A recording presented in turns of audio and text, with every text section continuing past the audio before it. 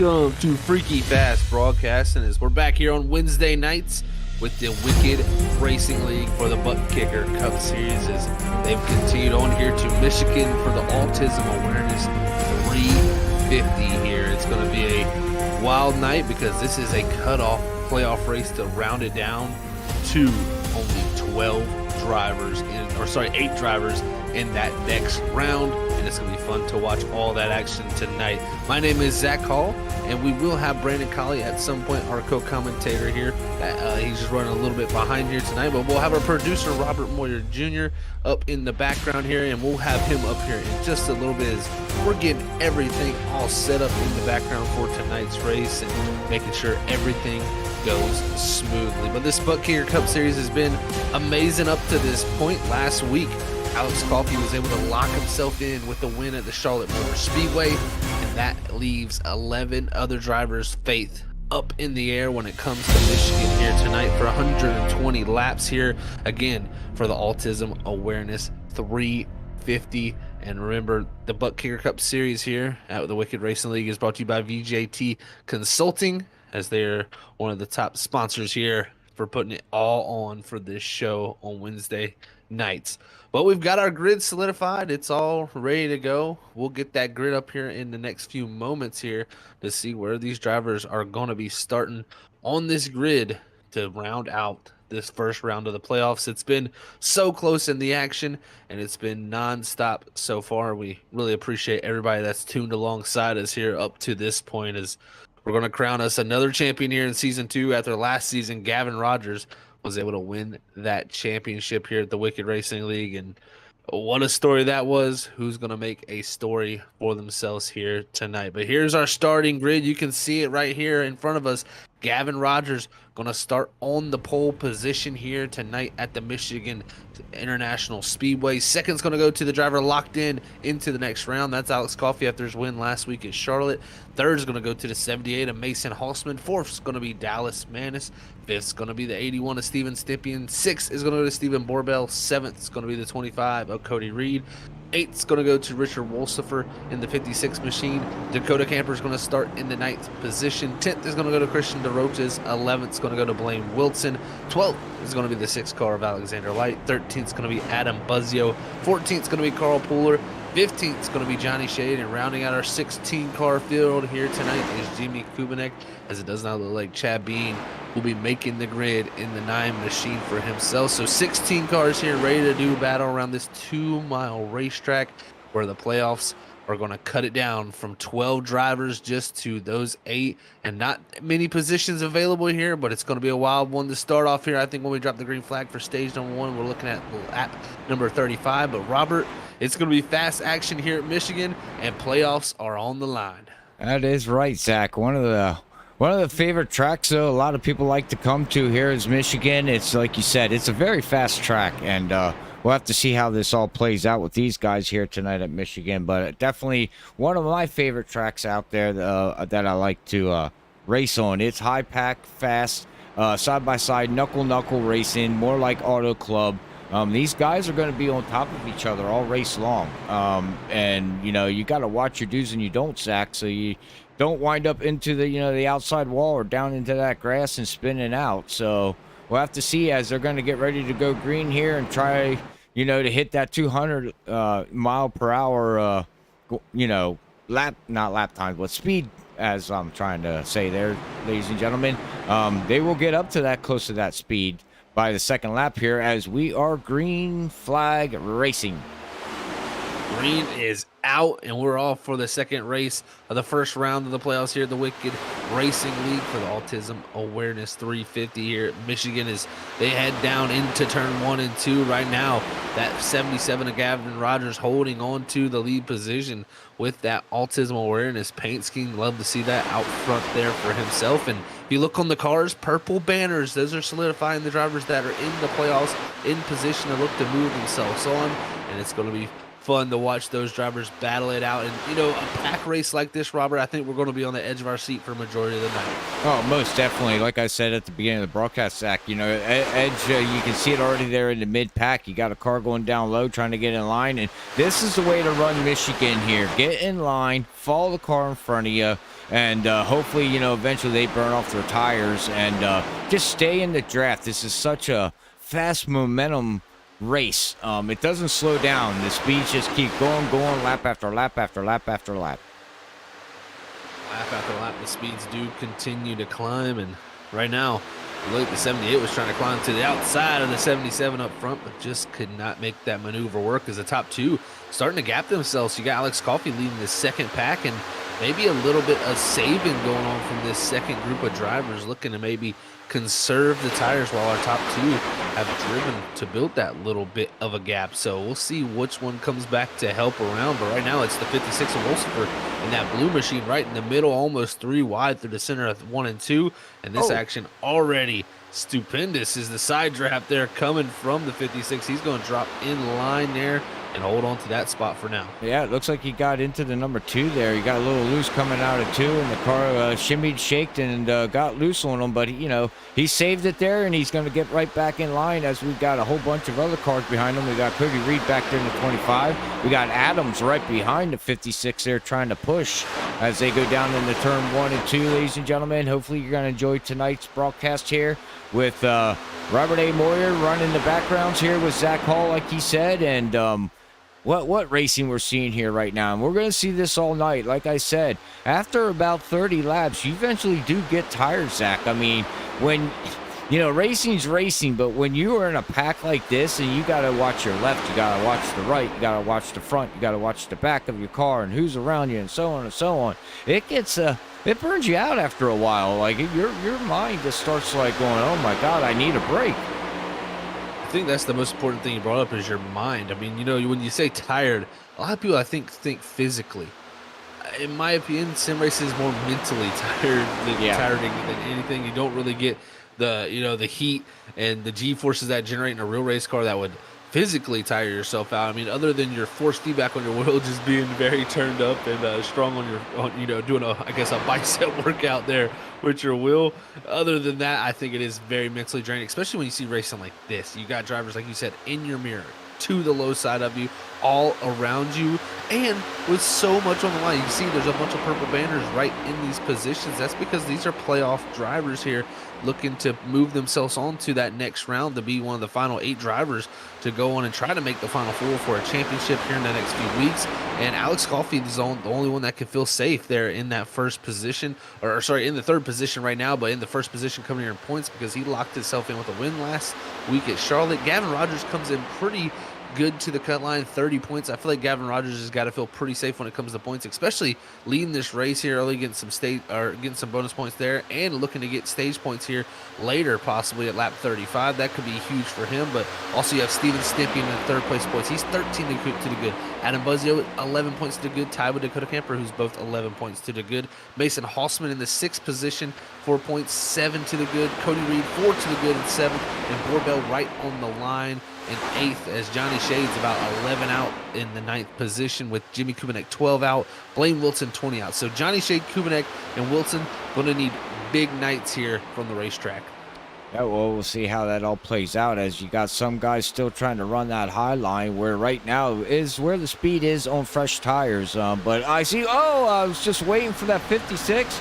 He got loose, and coming out of turn 4 there, Zach, and it looks like he saved it after he went ice skating through the infield and saves the car, but he was being very aggressive in that number 56 car. He was moving Richard up through the field, but I think after a while I think it just bit him, unfortunately. It definitely did. Wolsifer there getting bitten coming off a 4, and it was just slight contact between him and the 45 of Dallas Manis that sent him sliding through that grass. And now you can see he is well behind the field right now. He's upwards of almost a second and a half behind the next car ahead of him, and upwards of 4 seconds behind the leader, Gavin Rogers. And this track's so dependent when it comes to the draft and the car given ahead of you. And that's one thing that the 56 is not going to like to see. It's almost like Daytona or Talladega. He's going to get left out the dry, so to say. Oh, yeah. Without having to draft now, he's going to fall fast. A lot faster now that the tires are heated up, and losing some grip there for him. unfortunately. So yeah, he's going to fall back here. He's 3 seconds, going to be about 4 seconds. Now for Richard, his key is, Zach, is just stay on the lead lap. You know what I mean? We do got a stage coming up, and if he can make it to the stage, that'll get him back up into the field and get fresh tires and so on. But right now, you know, that's going to be his main concern, is at least stay on the lead lap. As we're watching Camper up here in that number 45. Oh, no, that's Dallas. I do apologize. Up here, down 3 positions. He is trying to work his way up through the field. He's following Carl's right behind him, and we got Cody Reed trying to get in line here.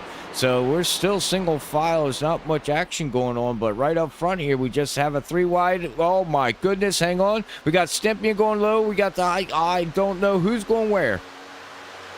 That is a bunch of dark colored cars right there going for all different types of positions. And Coffee was the one that got swamped there to the inside and just could not hold on to that position anymore. And I tell you what there, Robert, that was impressive to see from Steven Stimpian and Dakota Camper there, making the pass by both sides of the 7 to go around him and push them up to the 3rd and 4th position this early into the race.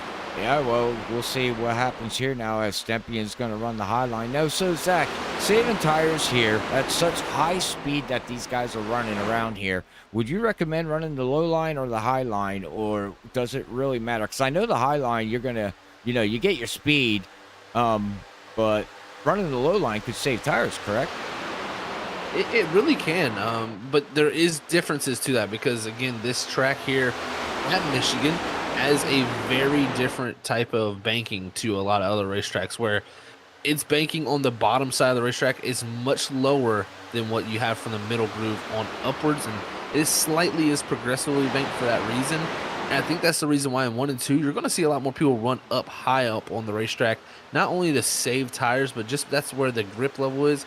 Now 3 and 4 I think has more options, in my opinion. You can go all the way down to that bottom line, or that second lane is kind of the preferred groove. So we'll see how that works out for the rest of the night when it comes to those tires. And man, it's been great so far, Robert. I appreciate everything from you right here so far, producing this and no calling problem. the race. But I think we got our man Brandon Colley up here in the booth joining us after just getting off work. He just flew to us, and thank you to Brandon for making it. And hey, man, how's it going? So we got a battle for the lead going on now. Yeah, I mean, I felt like Steven Stimpian here charging through the lead, trying to drive people through traffic to get back here to broadcast this race with you guys. But here we are, and man, they've been getting after it this early into this race here, making some pretty spicy moves. Yeah, they really have. And, you know, this first stage at lap 35, the 80% fuel load is possibly thought about making it 3 wide for the lead for a moment. Is Steven Stimpian just not going to be able to hold on? Because these two up front, we got to think they are teammates. And it's going to be tough for his 81 to get that past them on the inside line. I think that's a common syndrome as a driver. When you go to battle someone here, it's just so tough to make the pass on the bottom right if you don't have the help. Oh, absolutely. And it's going to be very difficult for Stimpian at this point in the run to really do anything with the teammates that are going to be pretty committed to helping each other and giving each other the draft down the straightaways. He's going to have to do a lot of side drafting and a lot of bonsai moves to the inside, and maybe hope that there's just enough of a gap that he can slot himself in between them and kind of get them broken up to have a chance at that lead. But right now he seems kind of content to ride around here in this 3rd place and maybe save a little bit, see if they get to racing each other, and maybe make a push for that lead a little bit later on. Let's see how that plays out again. Lap 35 is the end of the first stages. Man, oh man, right there. Cody Reed, the 25, just went way to the outside line trying something. It looks like Camper trying to look to the outside of Stimpian as he holds on to 3rd for that moment. But, you know, lap 35, that stage, we should have no issues when it comes to fuel with the 80% fuel load. So I think this is going to be kind of the waiting and playing game here to see when you want to go, because I don't think we'll ever see these guys have too much separation up front here, Brandon. I don't think so either, Zach. It's going to be pretty nose to tail for a majority of this race, as well as the stage. Right now, it's just, you know, you came into this race with a game plan of how aggressive you want to be. As we see Stimpian again, he's making a push. He's trying some things up here, and still nothing doing. Teammates going to stay connected with each other, and Stimp's going to have to look for some help from behind.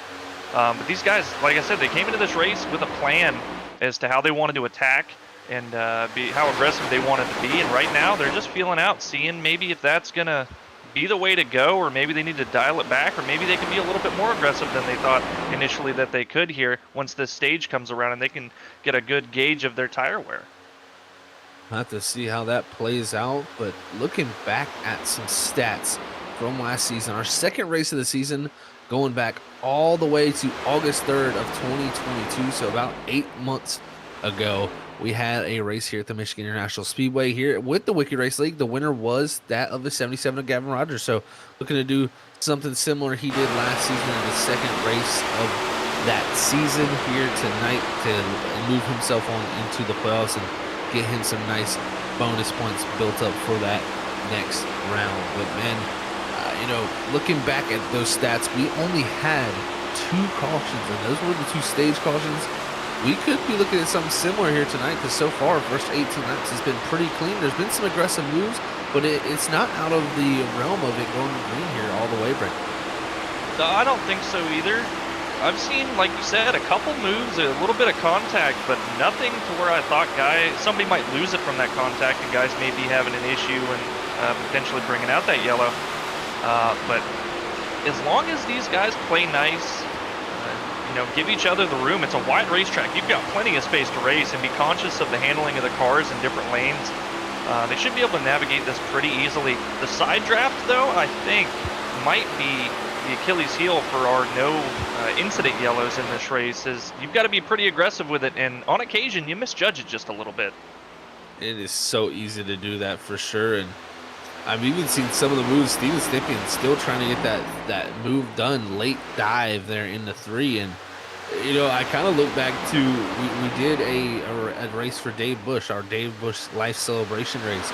As Steven Stippian actually went on the win. It was a big move in 3 that made him clear to get that win here in this next gen car. I wonder if he's trying to use something similar to that aspect here at Michigan right now to get to the lead, but it's going to be tough again with teammates working together out front. As right now, for these first 20 laps when we come by to complete them, our front pack is going to be consisting of 14 cars. So only 2 cars have dropped off so far, Jimmy Kubanek and Richard Wolsifer. So right now, 14 cars all within a shot of each other.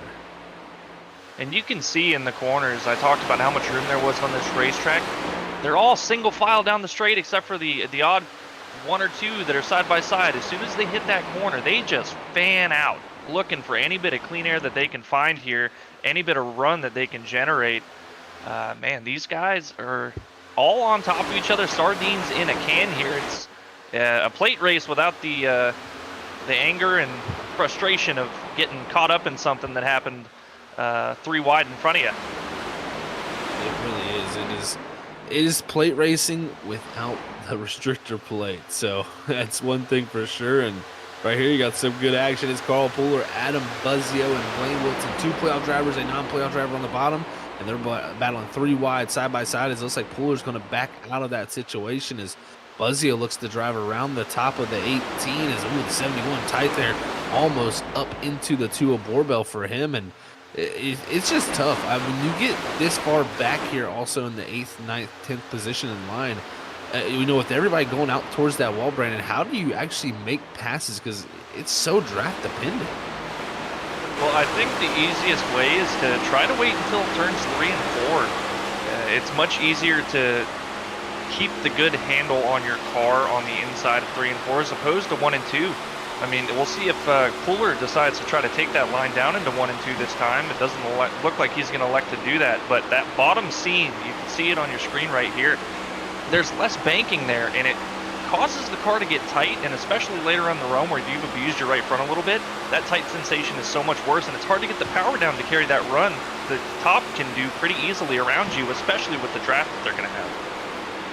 It makes everything that much more tough when you're getting towed from the drivers up top and you're trying to make the pass on the bottom.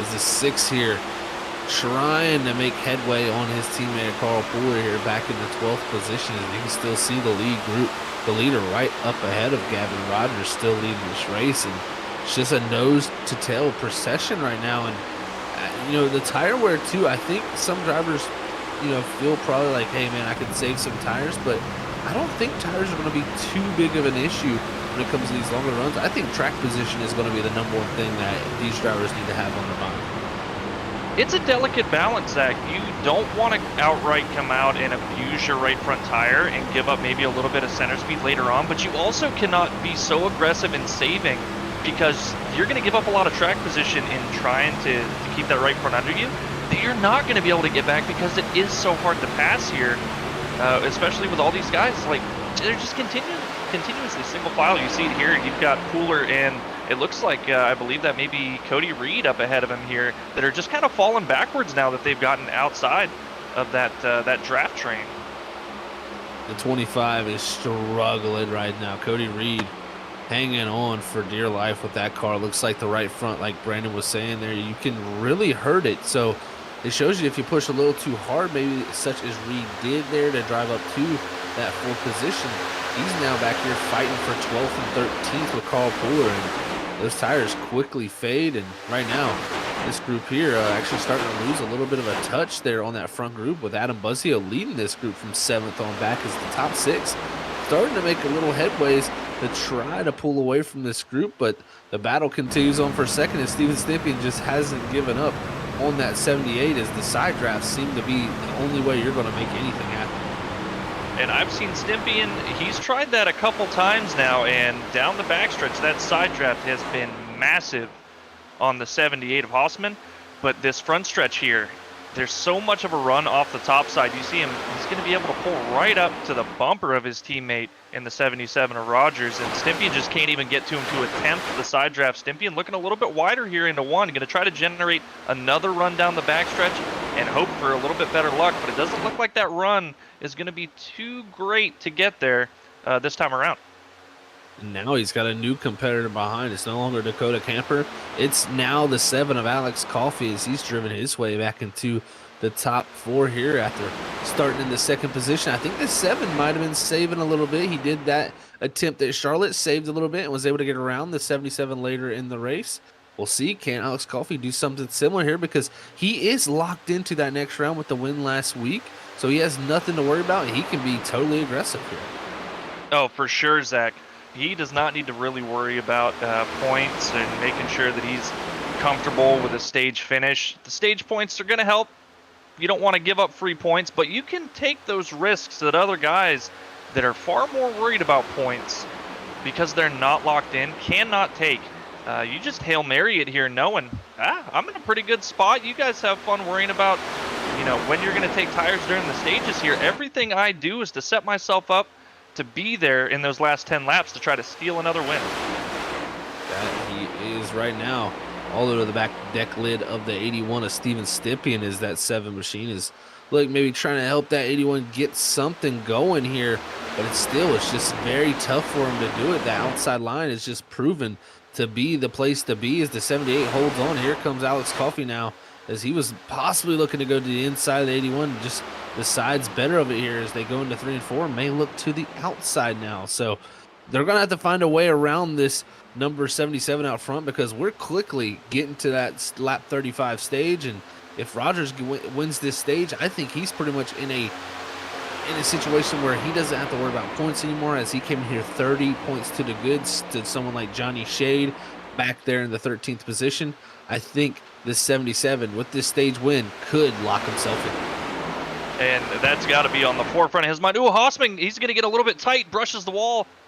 Looks like Coffey and Stympian going to be able to skirt by him just barely. This opens the door wide for Stympian and Coffey to come up here and contend for this stage win with Gavin Rogers. That was the worst thing that he wanted to see, Zachary. It really was, Brandon. One simple mistake like that, one big loss of momentum for Hausman, he drops back to the 6th position. Now Rogers no longer has his dancing partner. He has to make all these decisions and hold these guys back the good old-fashioned way. Let's see what that 77 has in store for us, because I think this 81 and this 7 are both going to be looking to get by, but the 7 right now seems to have the pace, because look at him driving through the center off right to the back bumper of the 81. And he's had the biggest advantage that you can have at a track like this, and that's the clean air. And look at Stympian just sail it on in there, almost getting to that left rear quarter. But the runoff looks pretty even. Ooh, it looks like Rogers may have gotten just a little bit tight here. Going to try to break the draft down the front stretch. Stympian, he smells the blood in the water here. He's looking for that lead. everything on the line here. Steven Stippian, he could utilize these 10 bonus points. 9 would be nice for Steven Stippian, 13 points to the good, but 10 would be that much even better. That would build his gap to around 23 points if he wins this stage. And right now, Rogers blocking the move, but it's going to be Stippian to the low side. And look, I think the 7 here, Brandon, he's got to be licking his chops knowing that if these two slow each other up, I'm going to have a massive run. And you can see that run coming already. Both of them had compromised entries because of the blocks here. Looks like Coffey's going to stay behind the 81 and decide to push him past the 77. Now I'm wondering, if they get this pass done, what does the 81 have for Alex Coffey in the 7? Is he going to be able to defend enough to bring this stage win home? But you see Gavin Rogers again cutting back to the inside of the 7. Here we go down the back straightaway. Steven Stippian giving the draft to the 7 of Coffey, but the side draft so powerful from that 77 to the 7 that it pulls him back. Now they're going to be dead even side by side here, and this is what Steven Stippian wants to see in his mirror, is his two main rivals here battling together off of floors. They're going to be coming by here this time by the complete lap 33. 2 to go, and it's 3 wide back here for top 5 spots. Yeah, they're going for it every which way here. Hausman trying to rebound just a little bit here, giving up that second spot, trying to at least bring it home 4th here over Dakota Camper. And these two here leaning on each other on the exit. It's Gavin Rogers, and Alex Coffey here battling for that second position while Steven Stippian looks to hold on. We get the rear chase shot here, and look how close it is. They're going to be door banging through the center of the corner, and these two, we know when they start the door banging, it can lead to more activities. As right now, Steven Stippian's got to love this, Brandon, because it's going to be 1 more lap to go here in stage number 1. Oh, absolutely. This side-by-side battle has handed the win over to Steven Stippian, and you can see the side drafts down the straight for the 77 on the 7, but Coffey in the center of the corner, able to get to that right rear, making that car even tighter for the 77 on the inside. Is still the door banging, trying to utilize that side draft for Coffey, but 7 is just clear. A little bump, a little block, and it looks like Alex Coffey gonna have the preferred position going into turn 3. Has the preferred position, but gonna have to just settle for second in the stage. Steven Stippian in the 81 had the job to get by him and did it. He wins stage number 1. Alex Coffey in the second position. Gavin Rogers 3rd. Mason Osman 4th. Dakota Camper 5th. 6th goes to Adam Buzzio. 7th was Dallas Manis. 8th goes to Blaine Wilson.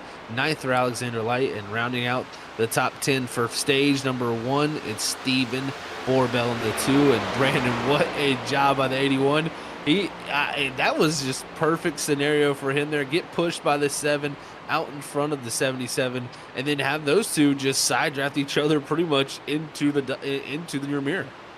Yeah, I mean, it was, again, Stippian is really good here at Michigan. He just seems to show up with speed every time that he comes to a race at Michigan. I don't know what it is about this place, but he's in love with it. Manages to find his way to the front here, and perfect timing with the side drafting of these guys behind him to just kind of let him sail off into the sunset and hope maybe they get into each other. Maybe they take each other out here, and it makes the competition a little bit less for him later on in the going here. But he's got the 10 stage points, setting himself up for a good exit of pit road here. Maybe going to come out with the lead again, and now he's going to have the clean air. And I think that's probably the biggest point in all this, is that's the biggest advantage you can have. It really, really is. Clean air can be so helpful, especially once you get out front and you get a taste of it. You don't want to give it up, but I think right here, pit road's going to be super duper busy, as we're going to be having everybody come down here looking to get 4 tires and fuel. And after they get that 4 tires and fuel, we're going to have a talk here with Steven Stippian, maybe to hear why he loves Michigan so much and maybe why it fits him, because like Brandon said, it just seems to be something with this 81 and this Michigan International Speedway as they head down the pit road for 4 tires and fuel. No mistakes here, Brandon. They're going to be looking to win this or get the race win off pit road.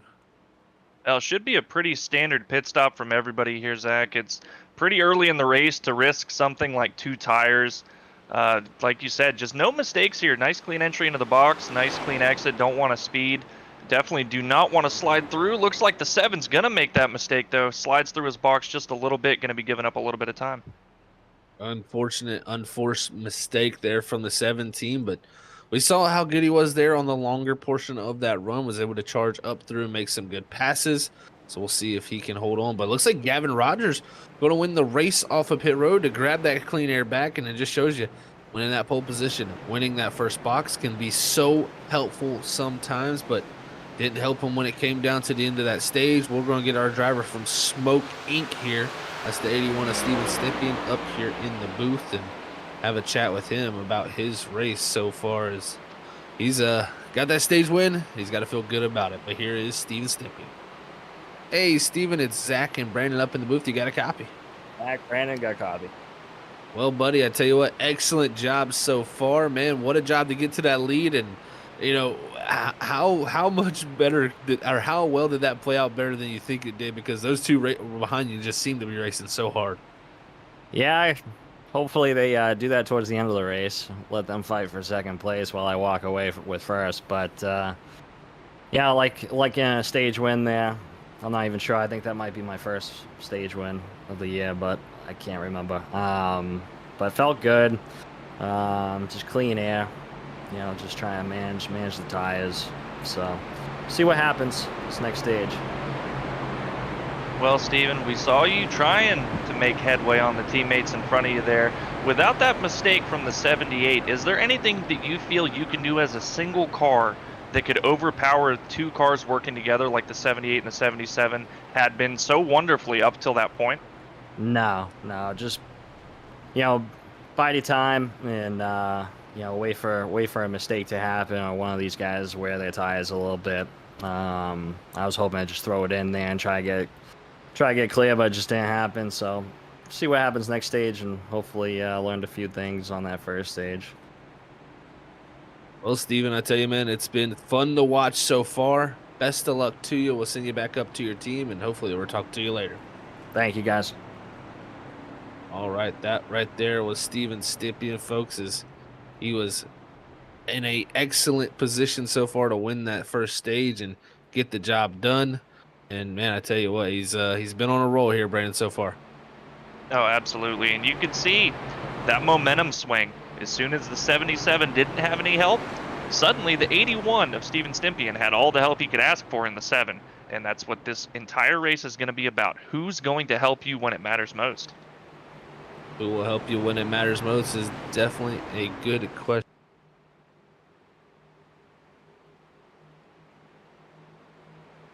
Well, guys, I think we lost Zachary here as we're getting ready to go back green. Looks like Gavin Rogers taking the green flag here. Hossman all over the back bumper of the 77. Steven Stippian, though, getting a great restart. Going to be able to slot out into third place as we're going into turn 1. And it looks like battle back here for 6th position is Coffee. Maybe something amiss as he's fading back a little bit. Maybe trying some early tire saving here. Fading to the back there as we got our driver cams up. We got Johnny Shade and Steven Stippian on screen. The driver in the 3rd position. The driver back in 13th as they're looking to do battle here to start this 2nd stage. Remember, lap 70 will be into stage number 2. As right now you can see Johnny Shade, he's right in the mix of it as he's got Alex Coffey, that driver, dropping back, like you said there, Brandon, right into this mix. Shade almost squeezed up into the outside wall and never even reacts. That man's always calm, cool, and collected. Oh, you couldn't tell anything was amiss there for sure out of the 47 machine. And man, I admire just how carefree Johnny is in every situation we find him in here. Just out having a good time regardless of the result. And looking for another good result here at Michigan. Definitely looking for that to get himself into the next round. He was the first driver on the outside looking in when it came to the points here. But into 3 and 4, he's looking to make the move around Alex Coffey in the 7, who this is very interesting to see from him, Brandon. I did not expect him to be giving up this much track position this early into a run. Maybe feeling like saving even more will help, but I don't know. It's going to be tough there. As you can see, look at Cody Reed. He fell off a cliff there last time. He's looking to do something similar here, drive up to the front, and possibly maybe not learn from that first mistake. Well, I'm wondering, Zach, if Alex Coffey is maybe taking this opportunity in Stage 2, knowing that he doesn't really have to worry about the points. He's going to see how easy or how difficult it is, what he can do to learn and drive through this traffic and maybe realize it's not worth it to save too much. It's just going to be too hard to get back up there. Or maybe he's going to be able to find something that's going to give him that advantage over other guys that might get stuck back in traffic. Oh, was there contact in the back with Shade in the 18? And drivers into the outside wall. The 6, Alexander Light. Major front end damage for him as he is destroyed on the right side of that car. I mean, he's dropping parts and pieces on the racetrack. We might need a debris yellow at this point with that right front fender out there. And right now, he's going to try to limp that thing to pit road because he does have one fast repair in his back pocket. So that's what's going to make this 6 want to get the pit road and get that machine all reset and fixed back up. But Brandon, that happened in a blink of an eye. And right now, this 6 machine just in terrible spot at the wrong time and has some terrible luck. That is for sure. That happened instantaneously. And I wasn't too surprised to see that, honestly, Zach. A lot of guys have been making some pretty aggressive moves here, trying to take advantage of the fresh tires, and any gap that they find, they're trying to go for. And unfortunately, Alexander Light looking like a victim for this latest incident. Definitely looking to be that way. And, man, I mean, we had multiple things happen there. Dakota Camper got hit by the 45, who knocked him down, and Adam Buzzio on the front straightaway. Then Johnny Shade hit, I believe it was the Roaches in the 57, or either blame Wilson in the 18, and it just created a logjam of just events transpiring where finally the 8 runs into the back of the 6 and just destroys Alexander Light. So tough break there for Alexander Light, as he does have that fast repair getting used, but still sitting on pit road right now. So seems to be just out of this race. And while all that was going on, Zach, you talked about it, Cody Reed making moves. He has moved up to the lead with these fresh tires. I'm interested to see how long this is going to last, for how hard he was pushing and abusing those tires to get that track position. It does concern me, Brandon, because I see him driving to the outside of people, and that car just wiggling on entry with the nose shaking back and forth, telling me he is forcing that thing into positions that it probably does not want to be in. And we'll see how long he can hang on for. I mean, right now he's getting some bonus points. That's huge for him because he did come here somewhat close to the cut line, didn't get stage points either. So he needs some help there, but there's a caution on the racing surface, as I'm unsure what it exactly is. I think he might have had a car spun on the middle of the back straightaway, but it was actually Alexander Light in the 6. So it looks like he came back on the racing surface and just stopped and brought out a yellow there for Alexander Light in the 6. I'm unsure what the reasoning for that was there to even come out, if you were just gonna, stop. But interesting situation here. This sets up where we get it back to some restarts here in this second stage, but we'll get the instant replay here and see what exactly happened for Alexander Light, because Brandon, this was an unexplained moment here. I saw a cloud of smoke here on the back straightaway. A car was not there, and I went back and looked, and it looks like the 6. I think I can see here, Brandon, already looking at instant replay. I think he made a mistake, went above that yellow line there on the exit of pit road, had a penalty, and I think due to that penalty, he just called it a night. I think that's exactly right. It was just compounding problems. You already had the issue on pit road that put you onto pit road to put you laps down, and then that mistake, it's going to cause another trip down pit road that's even more laps. And he just said, you know what, enough is enough. But unfortunately, you can't do that. You got to take it back around to pit road and not bring out the caution for everybody else in the race. That influences everybody else's race, and it's bad sportsmanship and just a lapse in judgment, in my opinion here. So next time, just take it down pit road and keep everybody else racing. Gotta completely agree with you there, Brandon. It's one of the situations where you got to be frustrated as a driver, and you're like, man, just get me out of here right now.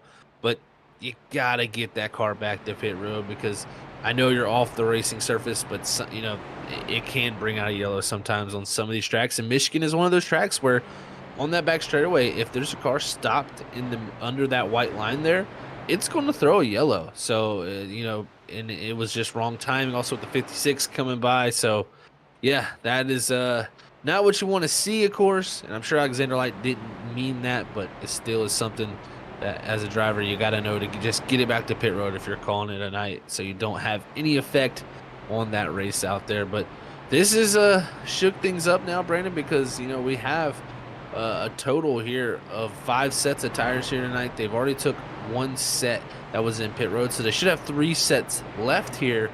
Will we have any takers here to be aggressive to come to pit road? It looks like nobody looking there yet. It looks like everybody is just going to say, nope, we're staying out for now and holding on to the tires we got, because I feel like you'd have a pretty good advantage, actually, even over 10-lap tires. Well, I think it was while we were looking at the replay for the issue with the Alexander Light, Zach, we had about 5 drivers come down, and it looks like they may have taken a set of tires. I think the 8 of Jimmy Kubinek, he came down and fixed some damage that he got while in that incident with the 6. And I think the same for Wolsifer. But then you've got Blaine Wilson, Alex Coffey, and Johnny Shade. Johnny Shade maybe only taking 2, but Wilson and Coffey, 15 and 14-second pit stops. They may have taken another set of tires here, seeing if they can play for an advantage at this point in the race. Ooh, this is getting spicy now, folks. Here is, like you said, yeah, Alex Coffey, Blaine Wilson, Johnny Shade, Jimmy Kubinek, Richard Wolsifer, all 5 of those drivers hitting pit road call. Polar, the first driver on the older set of tires in the 10th position. This could shake things up.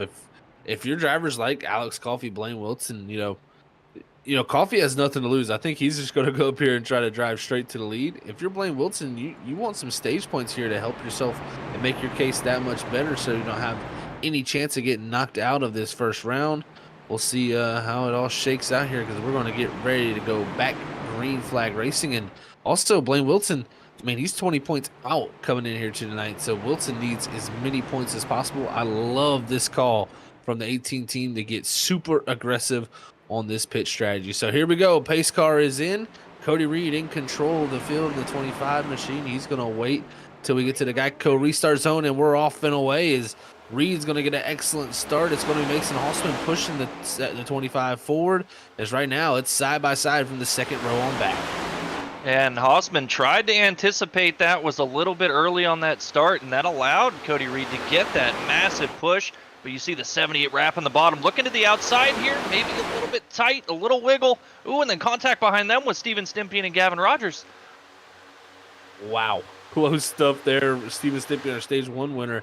He's getting kind of shuffled back here on this inside line, and that's got to be frustrating for him. But here's the new tires. It's Alex Coffey leading the way on the bottom. He makes a 3 wide passes to Roaches, and the 57 is dropping through the field. The 2 of Borbell, he's coming up here also with Blaine Wilson.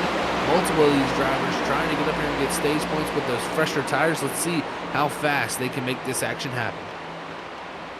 Well, and it's not going to be super apparent within the first handful of laps from that caution flag, Zach, as the tires are going to cool down a little bit under caution. But as we get about 5 laps in, you're really going to start to see that speed difference between these 10-lap older tires and the guys that came under the most recent caution here. Alex Coffey making great headway, but right behind him, Blaine Wilson is charging in a hurry, trying to stay locked to the bumper of the 7 and really help each other get to the front. Trying everything in their power, because they do need to work together. You know, they need to use their tires in the corners and draft down the straightaways to power past these people on the bottom. I mean, it would be very, very smart for the 18 and the 7 to work together here, and I think that's what you're going to see here down the back straightaway. Is right behind him even. Orbell still in the 2. He's 3 wide back there as he's in a dangerous nest as Jimmy Kubinek in the 8 is starting to make things happen. As you can see here, this group is still battling it up right at the tail of the field. See, Dallas Manis has fallen off just a little bit here. Was running up in our top 5 just a little while ago. Back to the 10th position now, slotting in behind Carl Pooler. Maybe just taking it easy, realizing there's some guys up here making some aggressive moves with these fresh tires. If something happens, he's not wanting to get caught in it. And just kind of riding out right now, just seeing what he's got, maybe saving a little bit for later. Seeing what he has for later is the 7 of Coffey. He's not taking no time to wait. He's gone to the inside here, and the 18, him fighting to be the first car. with those fresh tires, and they're flying up through as they're all over the back bumper of Dakota Camper here. You know, the tough thing though is right here, Coffee's so fast in the corner, but look at how much speed, how much time he loses on the straightaway. It pushes him all the way behind Carl Pooler, and that's what makes things so tough when you're at this Michigan Speedway, of having the advantage of tires, but not having the draft to try to go around people. As Wilson, he's slicing his way through, doing an excellent job. And I can tell you from personal experience at this racetrack, Zach, there is nothing more frustrating than knowing how fast you are compared to the guys around you, but just not being able to pass anybody because they're all drafting around you. And you're just falling back, and there's no gap to slot into, and you give up 5 positions because you tried to make a pass. It's really anything that you have to play out in your mind when you come to these tracks, that you have to always think about how to get to the outside of somebody and how to make a quick and easy pass as you clear them. Because if you get stuck on the bottom of those straightaways, you're in trouble. As right now, it's going to be Alex Coffey 3 wide, Gavin Rogers in the middle. It's going to be Steven Stippian going around him, as now Rogers and the 7 of Coffey, they're going to be side by side now 3 wide with campers. It just shows you when you get cars side by side, Brandon, it seems like you just stop. And yeah, and you saw a perfect example of it right there. They were side by side with Stympian on the exit of 2. By the time they got down the straightaway into 3, Stympian was multiple car lengths ahead, and they were already under attack from Dakota Camper on the outside. Just that side by side action, especially on the low line coming out of the corner, costs a ton of momentum, and this racetrack is all about momentum. You cannot afford to give any of it up. Gavin Rogers, our pole setter, who dominated the first half of the first majority of the first stage, now stuck back here in the 9th position behind Carl Pooler.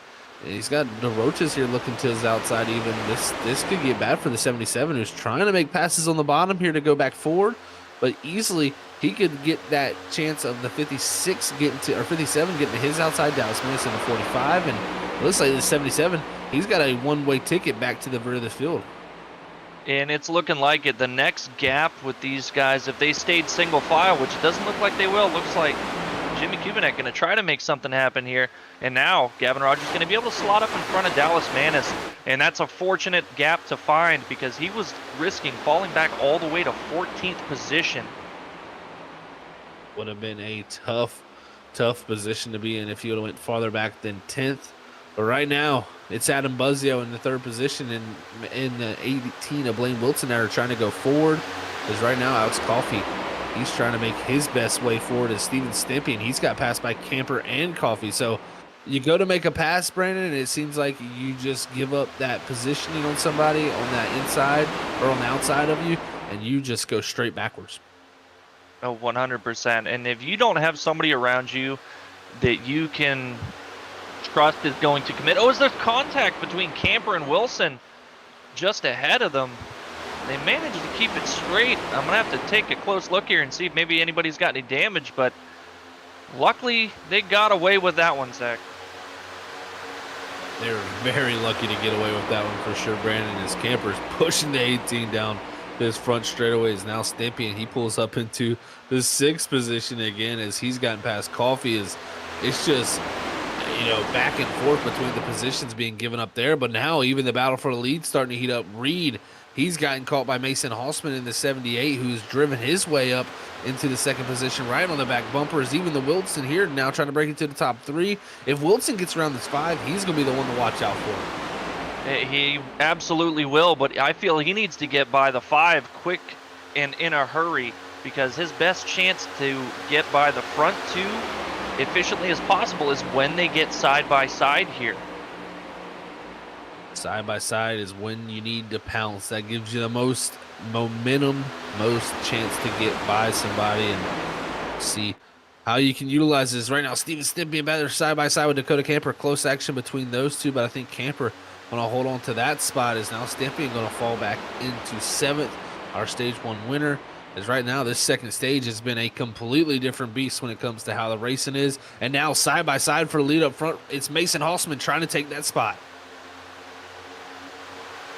Hossman made the move here, but you see, look at them side drafting each other in the 5 and the 18. The run that they have got down the front stretch here, closing up within 2 car lengths of these two battling. And I think Cody Reed, I was wondering for a while, he had pulled out another gap on that restart, and it seems the tires have finally died for the 25 as he is extremely tight on the exit of these corners. He looks very much to be struggling at the moment. Is similar syndrome to happened to him before, but didn't have the clean air, so I think it happened faster. This time it just seems like the nose gone as he's almost up into the wall now. Wilson trying to make the pass on Buzzio. He's going to have the draft from the 25. That's going to help him pull back alongside. And can Hossman run away because there's new tires on the way? Is this the 18 and the 7 trying to make their way up to the front? And all this side-by-side battling up here has allowed Alex Coffey to kind of regain and get back in this fight right on the tail end with these guys. Going to side draft the 5 of Adam Buzzio, but that draft, they're just so packed together. The side draft didn't do too much. It really did not help too much there as Coffey still not able to clear, but it's Wilson taking over the second position from Cody Reed. Can he drive up, get the 10 bonus points from Mason Osman to allow him to try to point his way in there? That's the huge factor because this 18 machine came out a ton out of trying to move on. He's 20 points back when it comes to Steven Borbell and another 24 behind Cody Reed, and Hossman even was the next driver ahead of him in points. So he's the drivers he's around are all the points he needs to gain on. Right now, this would not be the best case scenario when it came for 18.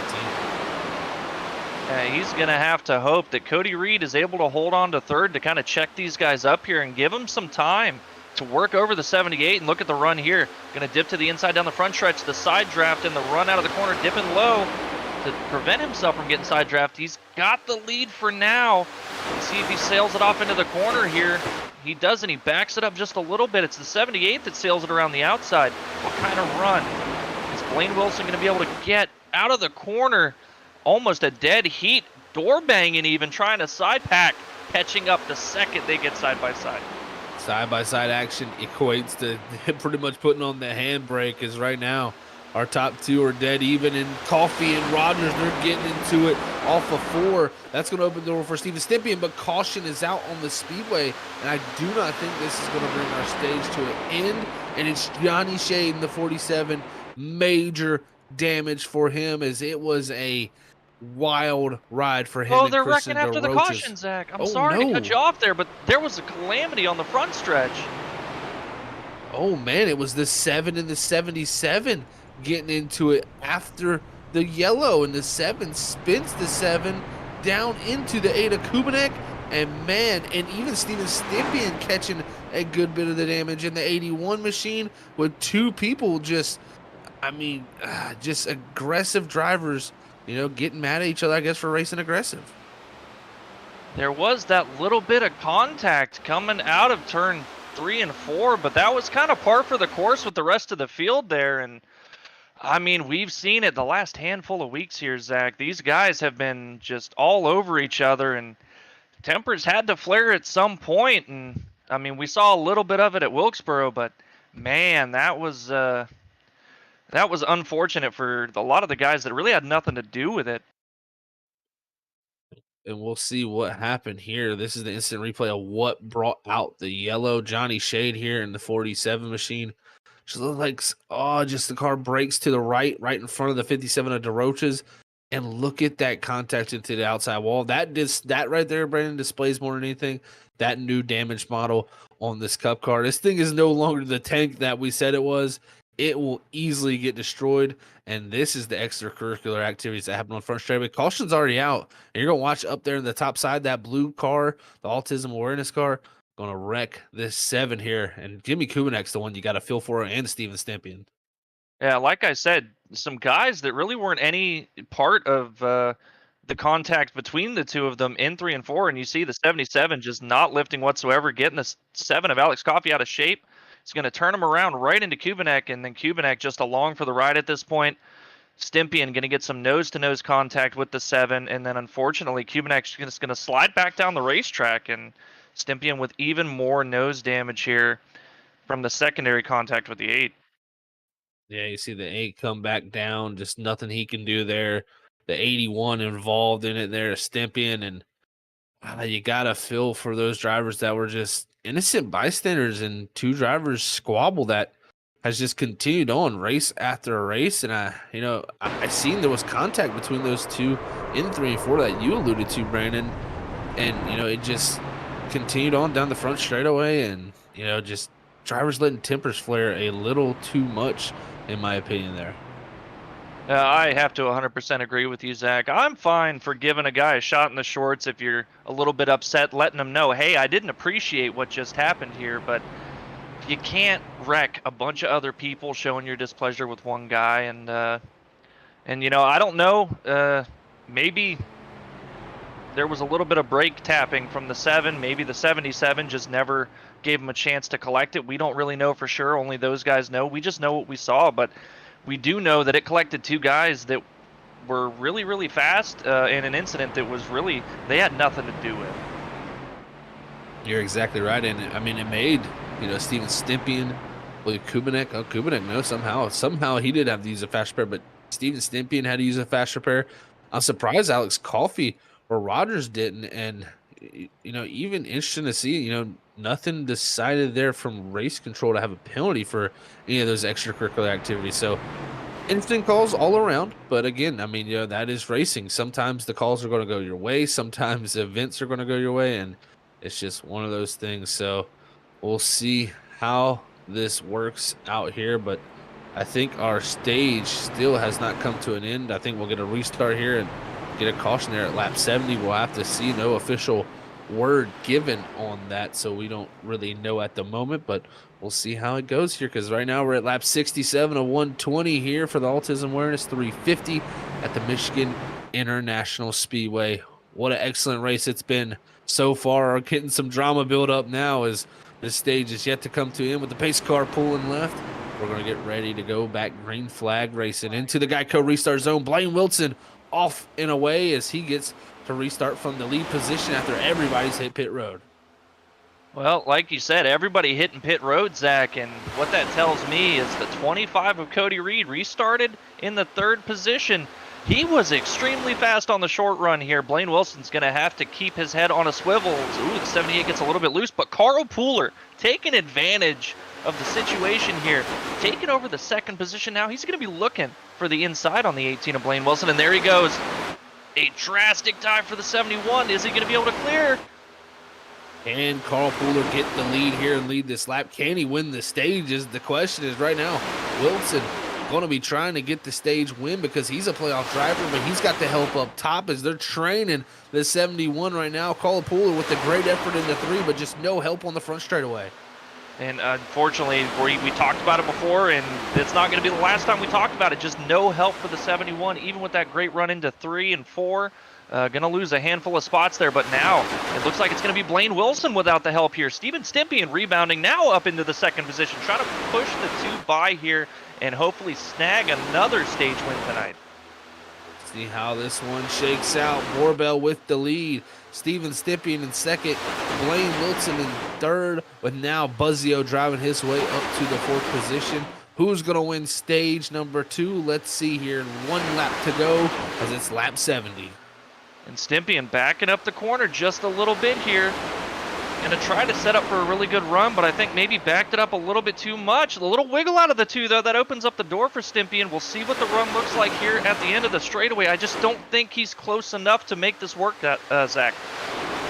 Not close enough here into 3 and 4 and through turns 3 and 4. It's going to be Stephen Borbell looking to get stage win for the 2nd stage here for the Autism Awareness 350. And great job to Borbell winning that stage as they stay green, heading down into 1. We'll have to see, does that yellow come out, or did they call the stage there before? I mean, that's very possible. Usually it's at lap 65 that the yellow came, or within 5 laps of it the yellows came out, and it was 64. So seems like, Brandon, they're staying green. Well, I think what happened is Race Control lost connection to the server here. He is reconnected, so I think maybe, unless they decided that last caution was the stage, Zach, and we just missed that happening, maybe they're waiting to see if he's going to throw it out, or like we talked about, maybe that was the stage. It very well possibly could be. I mean, I would think one of the admins would throw the yellow if they felt it was you know, that race control could not do it, but we'll have to see, because right now it's still staying green. Borbell up front, Steven Stippy in second, Carl Pooler up the third, and fifth for Adam Buzzio as Blaine Wilson here trying to take over a top 5 spot.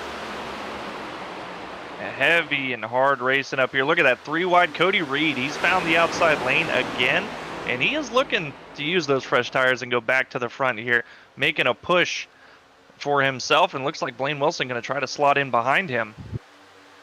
Everybody going for spots here on the front straightaway. Contact the 56 of Wolsifer into the 18 of Blaine Wilson, and almost wrecking there, but wow, crazy stuff going down here on this restart as drivers are getting a little bit wild, but we're lap 73 of 120 here at the Wicked Racing League. Oh, no! Race number 2, and they're wrecking back there. It's Wolsifer in the 56 involved in this one, as his season has just continuously been in incidents and just could not get out of this one here, as the yellow is out on the speedway. 4th one of the night, and this is going to bring us to a definite conclusion for that yellow if that stage wasn't that one time.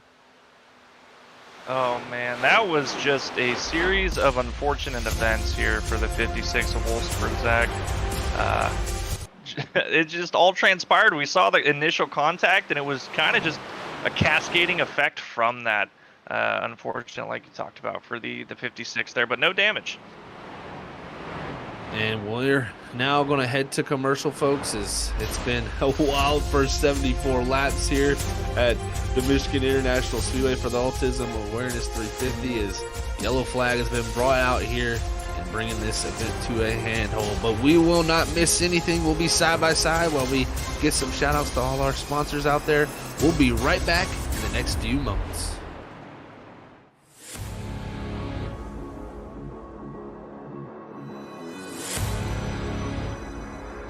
Wanted the best, you got him for a rest.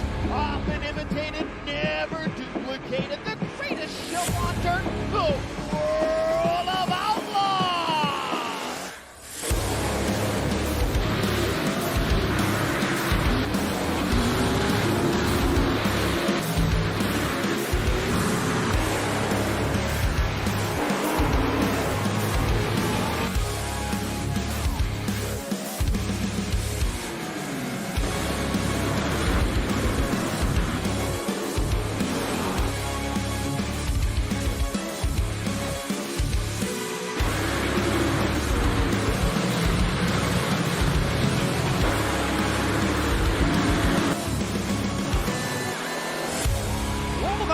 Dirt Racing will be available September 27th.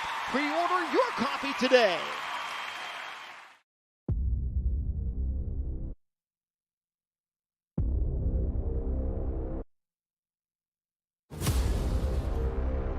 He's following, they're wrecking, they're splitting, and it's a complete mayhem.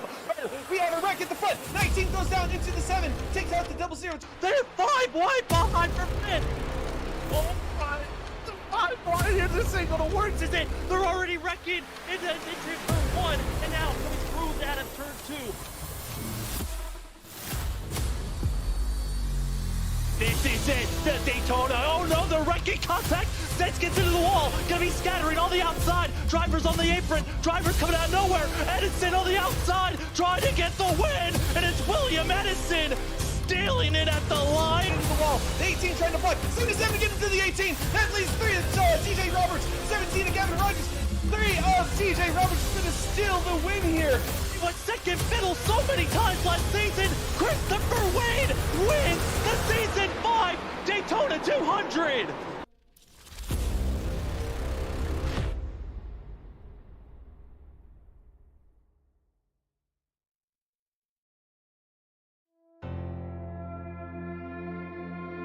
I think I watched Josh 3 or 4 times before I ran the car.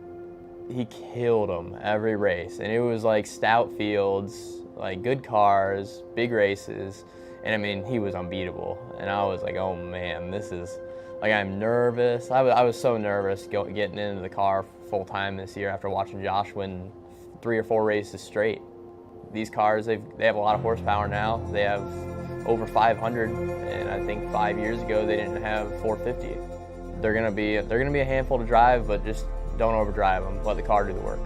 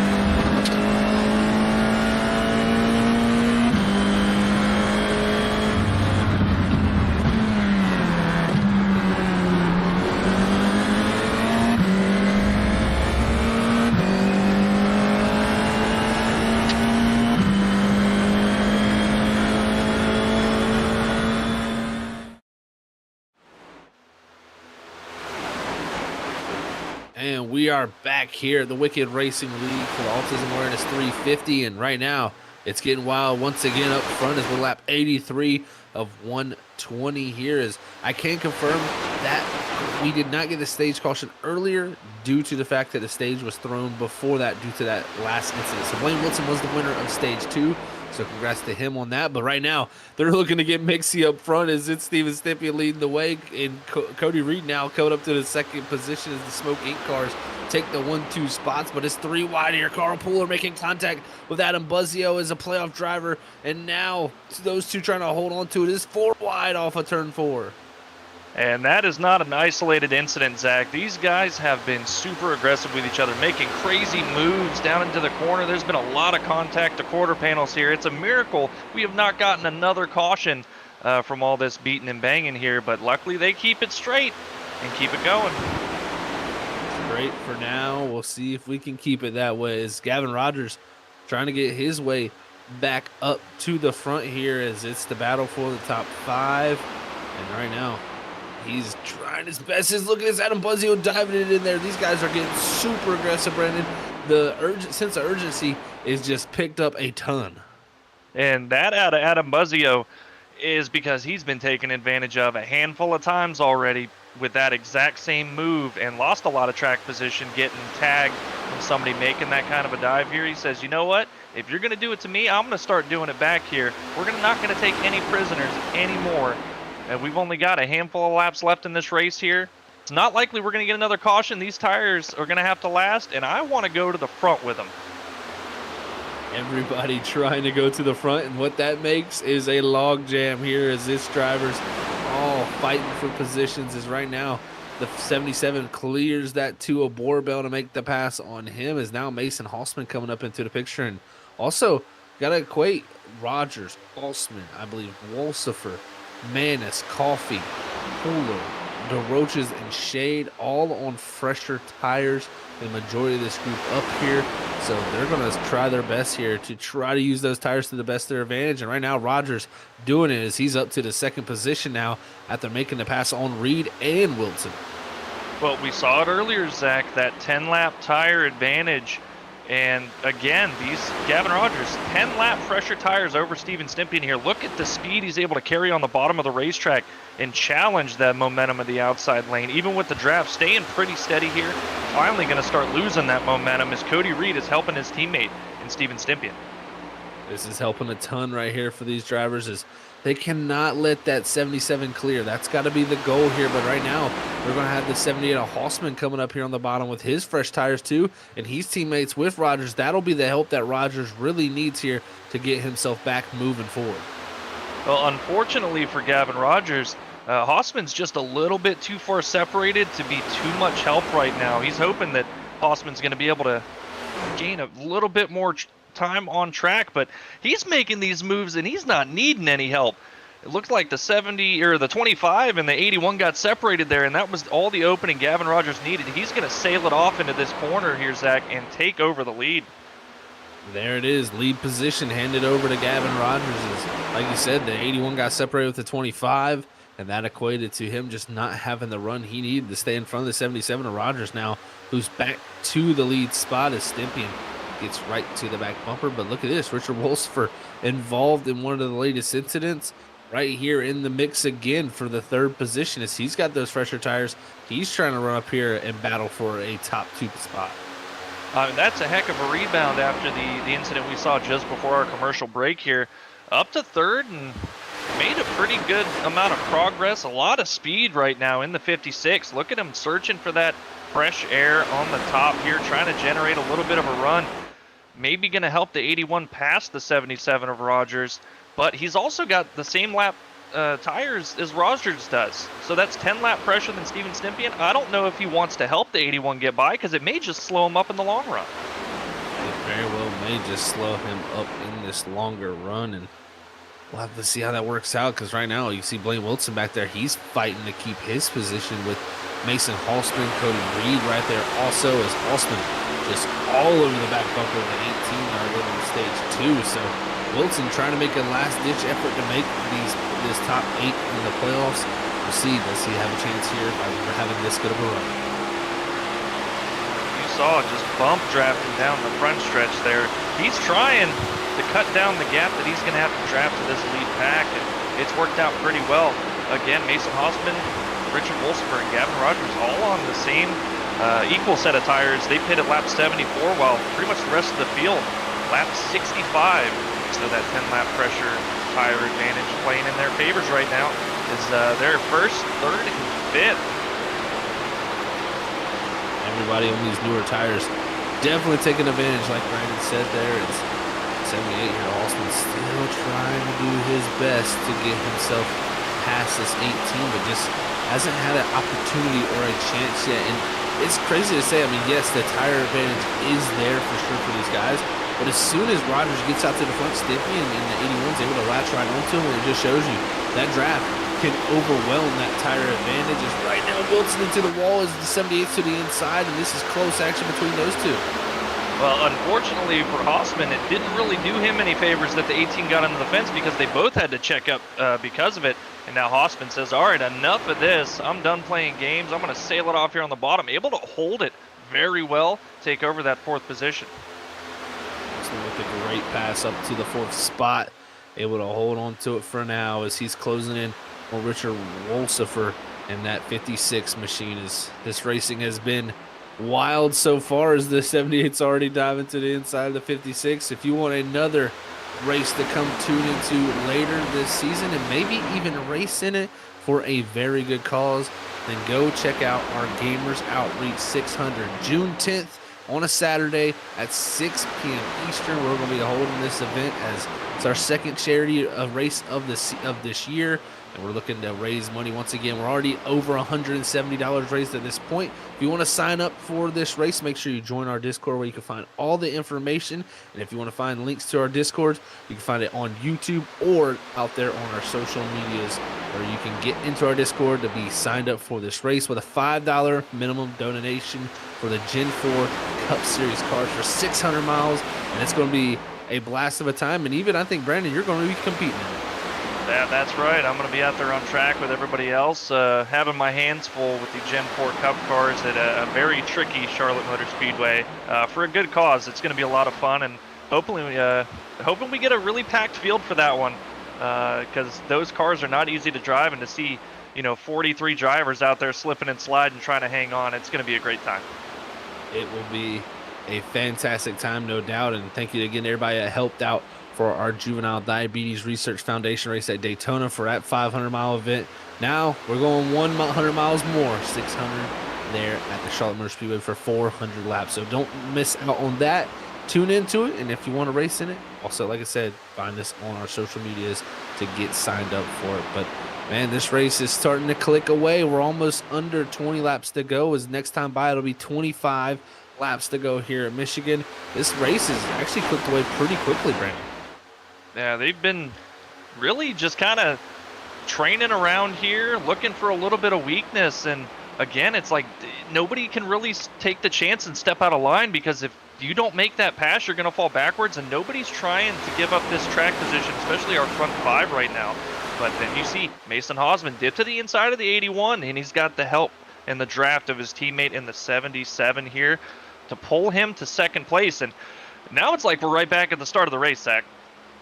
Now we are. It is exactly like that situation where Holtzman and Rogers dominated the first 30 laps or so of that first stage, and now Steven Stimpy, the driver who won stage one, right behind him. So deja vu moments playing out right here as they're trying to open up a gap back to Blaine Wilson in the 18 machine with Wolfsberg in the 56. He looks like he's starting to struggle a little bit. He's dropping farther back as Manis is looking to take that top 5 position from him in the 45. But this draft's so powerful, and if you get out here with 2 teammates, Brandon, this is going to be even that much more tough. And I think we have the possibility we may have to hit pit road here. I don't think we're going to have enough fuel for these drivers to make it, especially with the 80% fuel load. Well, that would definitely shake things up here at Michigan in the closing laps. I don't have the numbers right on top of my head, but I know generally at these bigger tracks, you can't really go all that many laps compared to a mile and a half. So that very well could be the case here, and with 80%, that makes it all the more likely that these guys may run into fuel issues. So some of these guys at the back that have just been kind of biding their time and maybe not having the pace that the front of the field does, and like that, we're already on pit road. They cannot make it, Zach. They cannot do it. Here's Borbell leading them down the pit road with Adam Buzzio in tow. Those are the first two takers on pit road here at lap 98 of 120 here at Michigan. When will our leaders budge? That's going to be the question, because, you know, Rogers and Hausman have the tire advantage over Steven Stempien, but he's been able to hang on to him. This will be able to even the playing field if Stempien can pit with him. Well, you also have to take into consideration some of these guys came in at lap 74. So some have a little bit more fuel than others. Right now, Gavin Rogers, Mason Hausman, 10 laps more fuel than the 81 of Steven Stempien. Cody Reed also last pit on lap 65. Jimmy Kubanek in the 8, also 65. So these guys are at a big disadvantage right now on their fuel load. I'm wondering if maybe these guys that pit on 74 can stretch it far enough where these guys at 65 are just kind of SOL at this point. It is definitely looking like that situation is right now. Even, you know, coming to pit road here is Steven Stempien in the 81. We'll see if he can get it woed up in time. Does the 81 get in without a penalty? We'll have to see, because last time by we had 3 cars pit. We had the 7. We also had, I believe, also the 45 and the 18 pit. 2 of those drivers hit with speeding penalties. Alex Coffey and Blaine Wilson both out of this event due to speeding, both with penalties due to speeding. So they're going to have to serve those. As right now, Steven Stempien doing the undercut. Let's see what the teammates do. How long will they wait to try to get out here and get down the pit road? Well, I think if they have an inkling that they can make it, Zach, there is no shot that they even attempt to come down pit road here. But if there's any bit of doubt that they're just too far out of reach, they're going to have to come down now. Steven Stempien is going to massively undercut them if they stay out too long and then realize that they can't make it. The thing that makes me concerned for them making it is some of the drivers that pitted with them have already pit. So we'll see what happens there. Again, that 80% fuel load is a telltale sign. And right now, Gavin Rogers over the radio and over chat, he is pitting in this time. I expect to see the 78 and the 77 both hit pit road together here to make the most speed possible. And let's see if they can get on pit road without speed. Now we're going to have to see where Steven Stempien cycles out in relation to the 77 and the 78 here. They shouldn't be too far behind, but like you said, they pit together. That's going to give them a massive advantage to continue to work together with these fresher tires and chase down anybody that may have undercut them. See if anybody can get it done here. As you see Gavin Rogers pulling his way towards his pit box. Actually, he slides through the box slightly and has a little bit of a hiccup there for the 77 as Mason Hausman going to definitely win the race off the pit road there for them, I believe. But it's Kubanek out front in the 8. He is yet to pit. When will he come down is going to be the big question, because that's going to decide how this is all shook up after the pit stops happen. Jimmy getting some laps led here. Up 15 positions. I'm sure he'd like for the race to end right now, as he'd be our biggest mover and the winner of the race. And looking at the leaderboards here, Zach, Steven Stempien has pulled out a pretty sizable gap. I mean, right now, the 77 and the 78 just coming out of pit road on the backstretch, not even within draft range of the 81, and the 81's got some help in front of him to tow him along here. Yeah, let's see what he can do here, because these two will be the first two when it all cycles through after Kubanek hits pit road, who decides to keep going after he comes out of 4. It's the 71 of Carl Pooler and the 56 of Richard Wolsifer, as they had just pitted 3 laps ago. So this 56 and the 71, they did a great job getting on the pit road, because they've even jumped out in front of Steven Stempien. Yeah, pit on the exact same lap as Steven Stempien. The crucial difference, the 56 and the 71, 2 tires. And that has allowed them this massive lead over the 81 right now. We'll have to see what the pace is like on those 2 tires.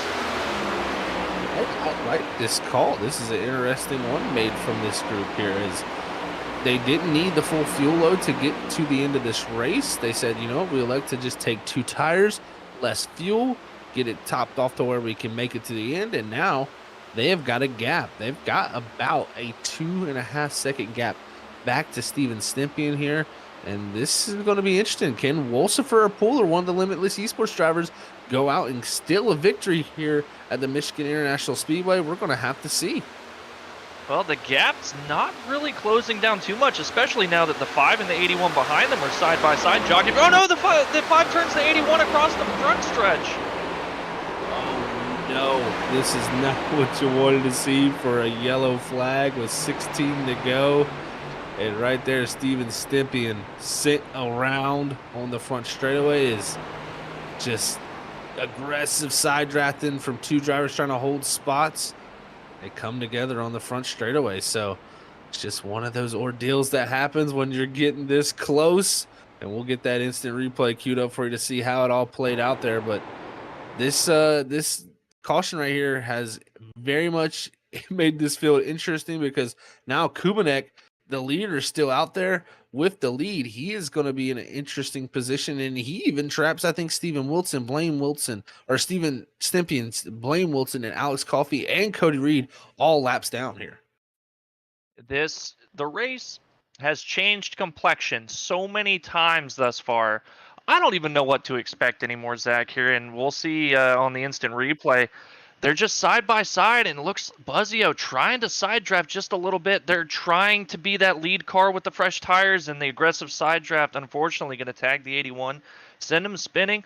Luckily for Stimpian, no damage here, but that's going to be a loss of track position. He's going to get the wave as Kubanek has to hit pit road here. He's going to be back on the lead lap, but just unfortunate. There's not a lot of laps left for the 81 to rebound after this most recent incident. Not a lot of laps for sure to rebound for him, as other drivers trying to get by there and get through that cleanly. We'll see what happens here when it comes to pit road. Looks like Wolsifer, Pooler, all these drivers staying out, as right now Rogers and Halsman, they're coming by pit road. Looks like they're going to stay out also. So right here, some interesting calls being made all around. Kubanek on pit road. Can Kubanek be in the perfect position to win this race? That would be quite the story. He's in great position here. Going to have the freshest tires by about 5 laps over Hausman and Rogers.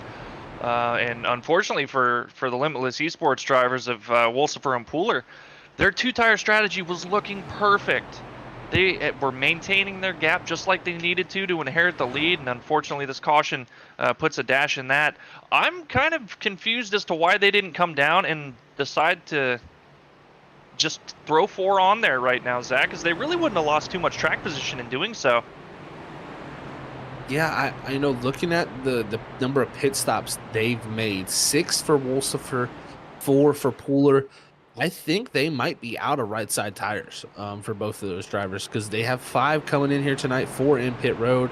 If Pooler has put right sides on every single stop he's came down, then he would have no tires left. And I imagine Wolsifer is at that point with 6 pit stops made for him. Same for Rogers, Halsman, Manis. And that's why I opened up the door for drivers like Kubanek, Buzzio to come down pit road this time, even Borbell, and to make their 4th pit stop of the race, get their final set of tires. Now they're going to have a slight advantage here.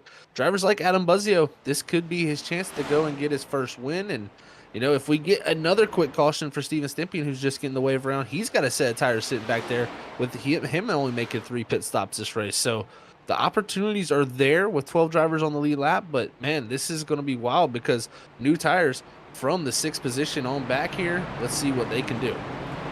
Well, they've got their work cut out for them, Zach, that is for sure. And oh man, a blessing or a curse may have turned into a blessing for the 81, like you said, with that set of tires there. He's definitely praying for that caution here in a handful of laps, because he's not going to have a lot of time if he puts that set on to make his way to the front, depending on when that caution happens to fall. But we've seen even what 10 laps difference will do for these guys on speed, and we're going to have to keep our eyes peeled. Keeping our eyes peeled, no doubt indeed. Here is Wolsifer in the 56 leading this race with only 13 laps to go. What a storybook ending that would be if it could end that way, along with Carl Pooler too. The top 2 positions looking for first career victories here at the Wicked Racing League and the highlights of their careers for sure. Here as they're in 3 and 4 The pace car is going to take the hard left turn down the pit road, and we're going to get action back ready to go. It's the Autism Awareness 350 here at Michigan International Speedway for the Wicked Racing League in playoff round number 1. We'll see how it all shakes out. As they're in the Geico restart zone, Wolsifer takes off, and the green flag is off in the air, and Richard Wolsifer gone out in front. He's going to try to draft along his teammate Carl Pooler. What will those two tires have in store for us? Well, teammates in row 1 and teammates in row 2 and teammates in row 1 of Limitless Esports. Not a very coordinated restart, but it's working out for them all the same here, and it's also going to benefit them. The fact that they're on 2 tires, they're going to have a little bit more free sensation in the car. That's going to help them through the corners here. But those left side tires on this next gen car tend to wear out significantly, and you see Gavin Rogers aggressive move to the inside here, contesting for the lead after just a single lap. After a single lap, the 77 trying to take it, but it's going to be the 71 of Pooler who's going to push the 56 here down the front straightaway. What will Rogers have down into 1 here? Kubanek in the 8 trying to make a charge, also up here to win this race with the freshest tires of this group. It's open doors for these drivers all around. Let's see who's got it. Dallas Manis even breaking his way up into the top 7. And again, you just see the outside momentum is too strong, and the teammates too far spread apart to really help each other here. Gavin Rogers trying to clutch onto all the track position he can as they all get tight, a little bit stacked up there, 3 wide, a little bit of contact, and that's going to check up a bunch of momentum for the 77 as they're 3 wide again going across the stripe. Almost 4 wide, and the 77 of Rogers is the one that loses out, but Borbell pushing Kubanek down into 1. Kubanek now looking for the lead positions. A winner earlier this season was it was a shining moment for him, and right now this could be his opportunity, but no help on the bottom down the back straightaway is now Hausman all over the back deck lid of the 56 with the 2 of Borbell now in position also with the freshest tires. These guys are spread out all throughout the corner looking for any bit of speed they can find, and you've got to feel it for your Jimmy Kubanek because they're bumping for the lead here off the corner. They know that he's got the freshest tires. Nobody's going to be willing to help him because they know if he gets to the front, he is gone. That is for sure a factor for sure right now as the 78 of Hausman drives it in deep into 1. He's almost going to hit contact again between him and the 56. Doran the 56 out the way, the 78 to the lead, and now Kubanek still trying to make up ground, but just stuck on the bottom lane with no help, and the draft is not playing a factor right now as Borbell dive into the inside of the 56, who gets into the back bumper of the 78. It's all heating up here at Wicked Racing League. Kubanek has got to find a way to get to the top. This is a great opportunity, but that door has rapidly closed. He looked for it a little bit too late here. Needs to find the speed on the outside as Gavin Rogers is now going to the inside of him. Got really checked up down the straightaway as they're 3 wide, 2 deep. 3 wide, 2 deep. It's getting close to getting into an incident here. As it's going to be Kubanek washing up into the 71 of Pooler down the back straightaway. Everybody's stacked up, but our top 3 drive away here down this back straightaway. Wolsifer holds on to it for now as Borbell getting checked up. As now Pooler coming into the picture, but Hausman is loving what he's seen in the mirror. Yeah, these guys battling like this, like we saw at the end of stage 1, it's just allowing the leader to really check out and not have to worry about anything. And you see him snaking down the front stretch here, trying to break what little bit of draft they have on him, and just hoping they get to battling again. Is even deeper in the field. They are still 3 wide, just dooring each other every inch of this racetrack. Every inch of the racetrack being utilized at the moment. Drivers just using each other up here down through these corners, and you can see it's wrecking. The 18 goes around, and that's going to be the yellow, the 8 and the 18 coming together. And right there again, just some aggressive side drafting between drivers, and it's just so close quarter of action that it's going to play out this way for majority of the time. And right now, yellow on the speedway, and this has opened up the door for more opportunities. Hausman out front, Wolsifer holding on to the 2nd position. What a job by him on those 2 tires. And Carl Pooler also on that same strategy, coming across 4th here for this caution. Again, holding on to great track position here. Even if this doesn't result in a win for those 2 drivers, this has been a phenomenal finish as it stands right now if they can just hold on. But the bigger story with this caution, Zach, we talked about it. Steven Stimpian, with that set of tires left, now's his opportunity. It is his opportunity, no doubt indeed. And I think also Alex Coffey may get the lucky dog here in the 7 machine to get himself back on the lead lap after a speeding penalty there under a green flag stops. That would be huge for the 7 to open up the door for his opportunity, but problem for him is he's going to be on much older tires still, so it's going to be tough to get through. If you're the 81, this is a no-brainer back in 10th position to come to pit road, one of the last cars on the lead lap, and just get any little advantage you can, because you're going to need everything you can to get up there. And with the difference that's going to be there, he's going to have a pretty huge advantage. We may see this 81 make a heroic charge if we get a few mishaps going forward. It's going to require a little bit of luck, and these guys battling as hard as we've seen the last handful of laps here. I don't think this is a race-winning move for Stimpian with the timing and how few laps are going to be left. Now he's just going to be going for every single position he possibly can here, hoping for maybe a top 5 at the end of the day here. Open for anything to make his day better after getting involved in that incident there with Adam Buzzio on the front straightaway. Those two having somewhat of a racing incident on the front straightaway with some side draft just going wrong with how aggressive these drivers are being. This may not be our last yellow, Brandon. Do you think it helps the 81's chances if he gets more yellow flags? Honestly, Zach, I don't think so. The cooldown of these tires under caution is only going to benefit everybody on older tires right now. Stimpian needs as many green flag laps as possible for his tires to really shine once everybody else's finally get back up to their running temps that they were prior to the caution and really start showing their wear. We'll have to see how this works out, folks. It's the end of the first round of the playoffs. The 12 playoff drivers that came in here tonight, it's going to be cut down to just 8 of those. Cedric Hunter, for sure, he is out of this thing. He has not competed in the playoffs and will not be doing so. So the 12th place position will be guaranteed for that 31 machine of Cedric Hunter. Blaine Wilson, Jimmy Kubinek, and Johnny Shea, the first 3 drivers on the outside looking in, coming in here tonight.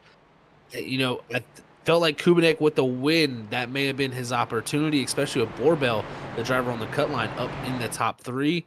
But it still could be close. With the way these stages played out, we could have a very close ending for that final and 8th spot in the transfers for this round of the playoffs. So a lot's still on the line here with just 4 laps to go at Michigan.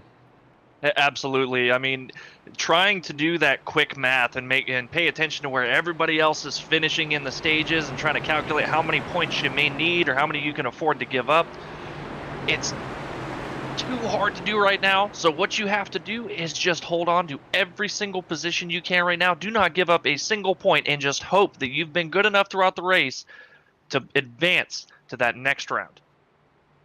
Who's going to advance? Which 8 drivers will go fight for a championship and round number 2 of the playoffs? We will see after the checkered flag flies here tonight at Michigan. But it's been a wild one up to this point. We've had some great racing, some big drama, and now some big storyline moments as drivers looking for first-time victories up front. Richard Wolsifer and Carl Pooler in the top 4. Can they get it done, or does Mason Hossman spoil it for them and get his 2nd victory of this season here after winning at the Nashville Super Speedway early in the season? That would be huge momentum for the 78 team, but we'll have to see how it all shakes out. Pace car takes the left-hand turn down the pit road, and now Hossman going to have control of the field as we get to the Geico restart zone. When will Hossman go? And there it is, green flag in the air. We're back away here with 4 coming to 3 laps to go here for the Autism Awareness 350. Great start out of the 78 of Hossman, and the next 4 in a dead heat off the line here. Side by side, 2 deep, going through 1 and 2. I think the outside advantage going to be for the Limitless Esports drivers is a little bit of contact with Borbell and Wolsifer here, and that opens up the door for Pooler to give his teammate a big push here, trying to track down the 78 of Hossman.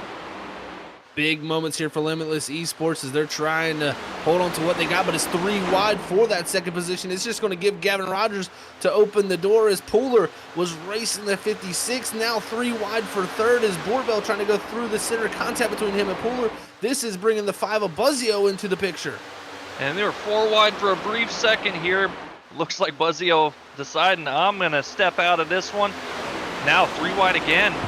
Dakota Camper on the outside. A little squeeze with the 56 here in the 2, and they're still beating and banging down the backstretch. Looks like Dakota Camper going to find his way up in the 3rd. Looks like Camper going to find his way up into the 3rd position. Now, coming out of turn 3 and 4, it's got the 78 of Hossman, the 77 of Rogers, the 2 that led early in this race. Going to be 1-2 at the moment, and they're going to cross the line, and it's the freaky fast white flag. 1 to go here, 2 miles at Michigan to decide who's going to win it. Can Rogers beat his teammate? A little bit of a wider entry there. Going to utilize the flat to try to help the car turn just a little bit. Great run out of the corner. Checks up just a little bit as he got to the bumper. You see the block all the way down to the apron from the 78, but I think Gavin Rogers has gotten there. We're going to see through 3 and 4. Gavin Rogers sailing it off on the bottom. He's not quite clear just yet, but he's going to take it to the top. It looks like the 78 is going to carry the run. And down the front straightaway, it's a dead heat. Oh, the side trap, but it's not going to be enough. Mason Hossman holds on. What a win. Mason Hossman, the winner of tonight's race. Gavin Rogers 2nd, Dakota Camper 3rd, Steven Borbell 4th, and Adam Buzzio rounding out the top 5. And what a battle down to the end off of 4.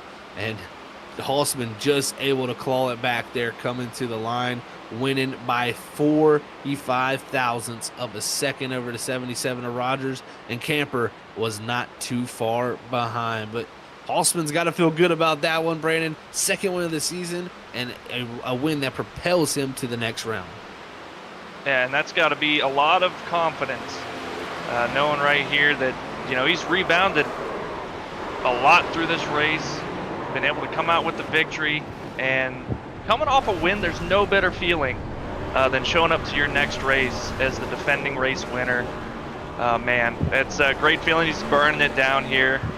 Just getting all he can out of the tires. It was his last set. Might as well use them all up now. Might as well use them up for sure as they're burning it down. Kubanek out there with them. The 77 of Rogers with them. Their teammates all celebrating here in Michigan. And while they celebrate, we're going to get a chat with our top 3 drivers and a spotlight driver when we come back. We'll be back in the next few moments. You won't miss a thing.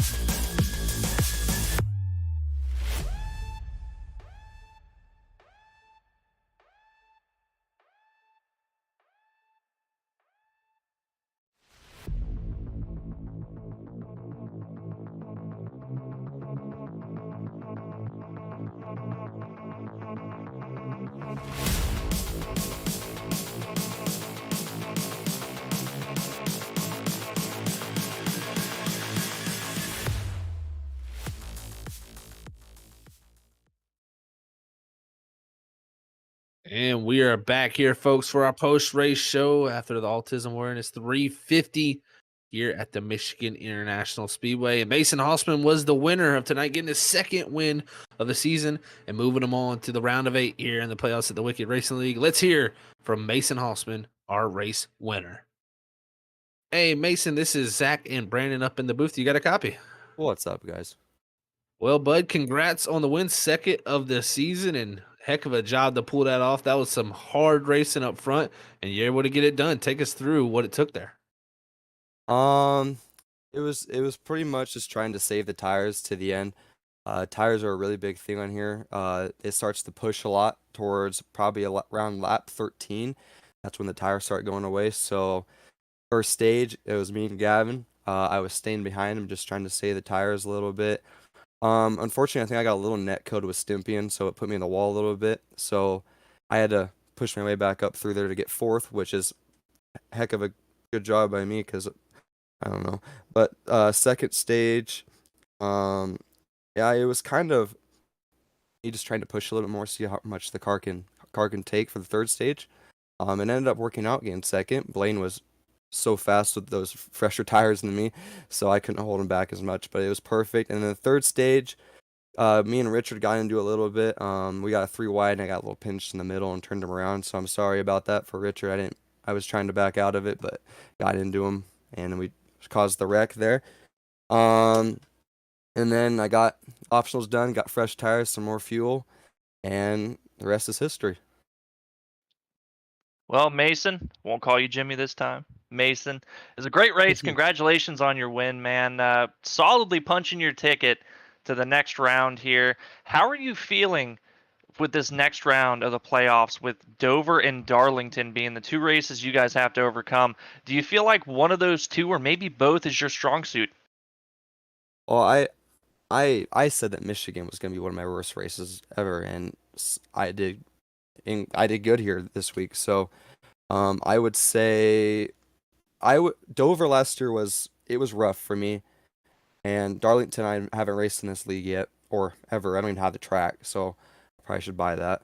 But I would say I focus more of it on Dover, because Dover is more of a track that I go towards, because you get loose as runs go on. So I would say I put a lot of my focus on Dover and just hope to God that I do good there, so I don't have to worry much about Darlington. Well, Mason, we'll have to see how that next round plays out for you, because like you said, you punched your ticket through there to Dover and Darlington to battle possibly for a championship there at Kansas, man. But, I mean, take us through the teamwork tonight, because you and Gavin had excellent teamwork that kind of kept you 2 up in the top 2 positions for a lot of the night. It was perfect. We planned it out that we were going to do that this week, trying to save a little bit of tire, because I knew Gavin had a better tire saving strategy than me, so I tried to adapt it, and it worked out perfectly. I just want to give a big thanks to Gavin for just letting me stick behind him and not letting the pressure get to him whenever I would dive it to the inside and just try to get that fresh air on my nose. Yeah, the teamwork 100% worked amazing tonight. It showed tonight that we're a team to not mess around with this week. So. And too bad for Jimmy. I wish Jimmy could have been up there more this race, but yeah, it teamwork strategy was perfect tonight. It definitely worked well for you guys tonight, man, with the solid finishes from that camp there at the 1-2 side by side coming to the line. So congrats again on the second win there, Mason. Congrats on getting to the next round.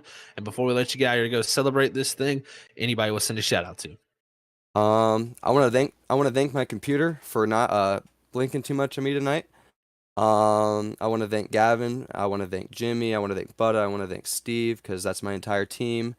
They're always making me go that next level up, and yeah. So I want to thank them, and I want to thank all the admins, and I want to thank you guys, because you guys always put on a great broadcast. Like I say every week I'm in here, you guys are always the best broadcast team to go watch, and everybody should go watch you guys. So yeah, that's everybody.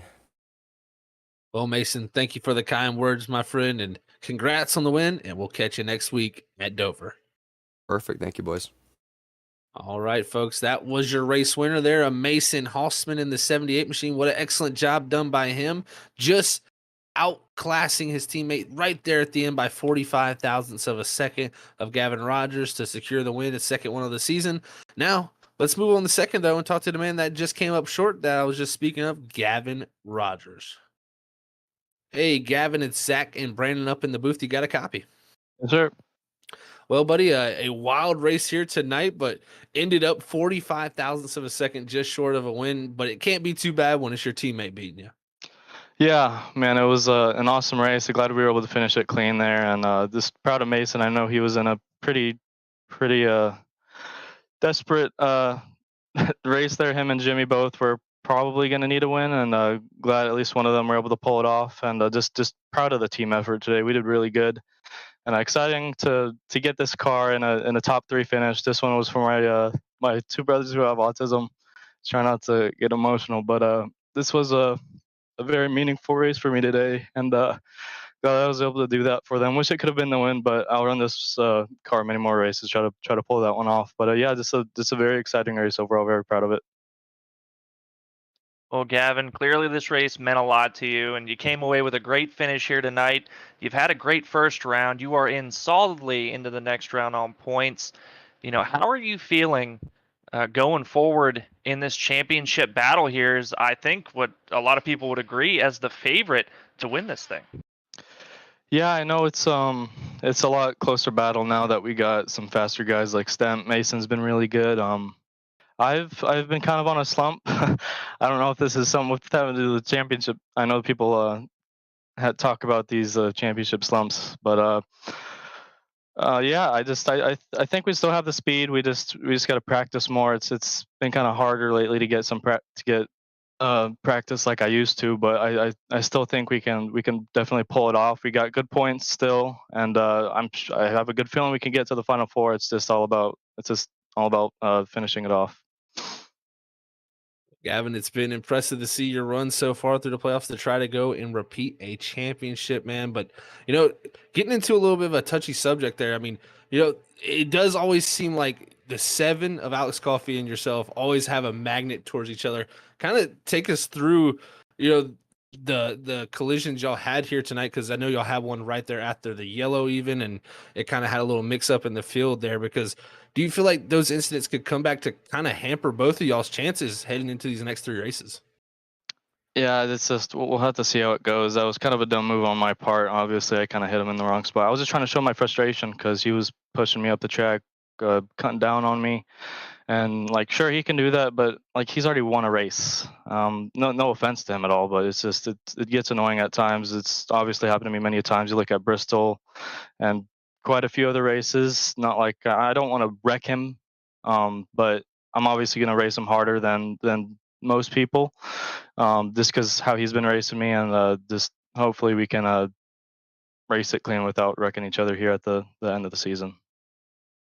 That we do hope that, man. Both y'all to battle it out strong there down to the end, Gavin. But congrats again, man, on second. That was an excellent battle. I know this race meant a lot for you, man, but you put on quite a show for us there coming down to the end. But before we let you get out here and go celebrate this thing with your team, anybody want to send a shout out to? Oh yeah, I got plenty of people. First off is Adam. He did this paint scheme for me tonight, and I'm absolutely in love with it. So this huge shout out to him. He made my throwback team too. Awesome job on that as well. And a shout out to Nigel as well. He updated that Jet Set car, made it purple, and looks amazing. It looks great, and hopefully the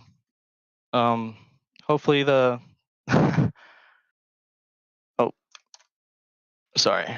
Shout out to my parents, my brothers, my teammates, obviously my team, Mason and Jimmy. Sucks to have Bean and Steven out. They got some personal things they're going through, so hopefully they can get back soon. And shout out to you guys as well. You guys do great with the broadcast. Well, thank you very much, Gavin, buddy. We appreciate that for the show you put on out there for us week in and week out. Congrats on second, and we'll catch you next week at Dover. Thank you. See you guys. All right, guys, that was Gavin Rogers there, your second place finisher tonight by 45 thousandths of a second. And cool to hear the story behind, Gavin's paint scheme, and definitely an emotional one for him there. Just coming up a little bit short, but still doing well for his brothers there. So that's awesome to hear for Gavin there. So congrats to him on that, man. What a great battle coming down to the end. But let's go and move to our third place driver. That's Dakota Camper in the 43 with an excellent drive here tonight. Hey, Dakota, it's Zach and Brandon up in the booth. You got a copy? Yes, sir. I got you.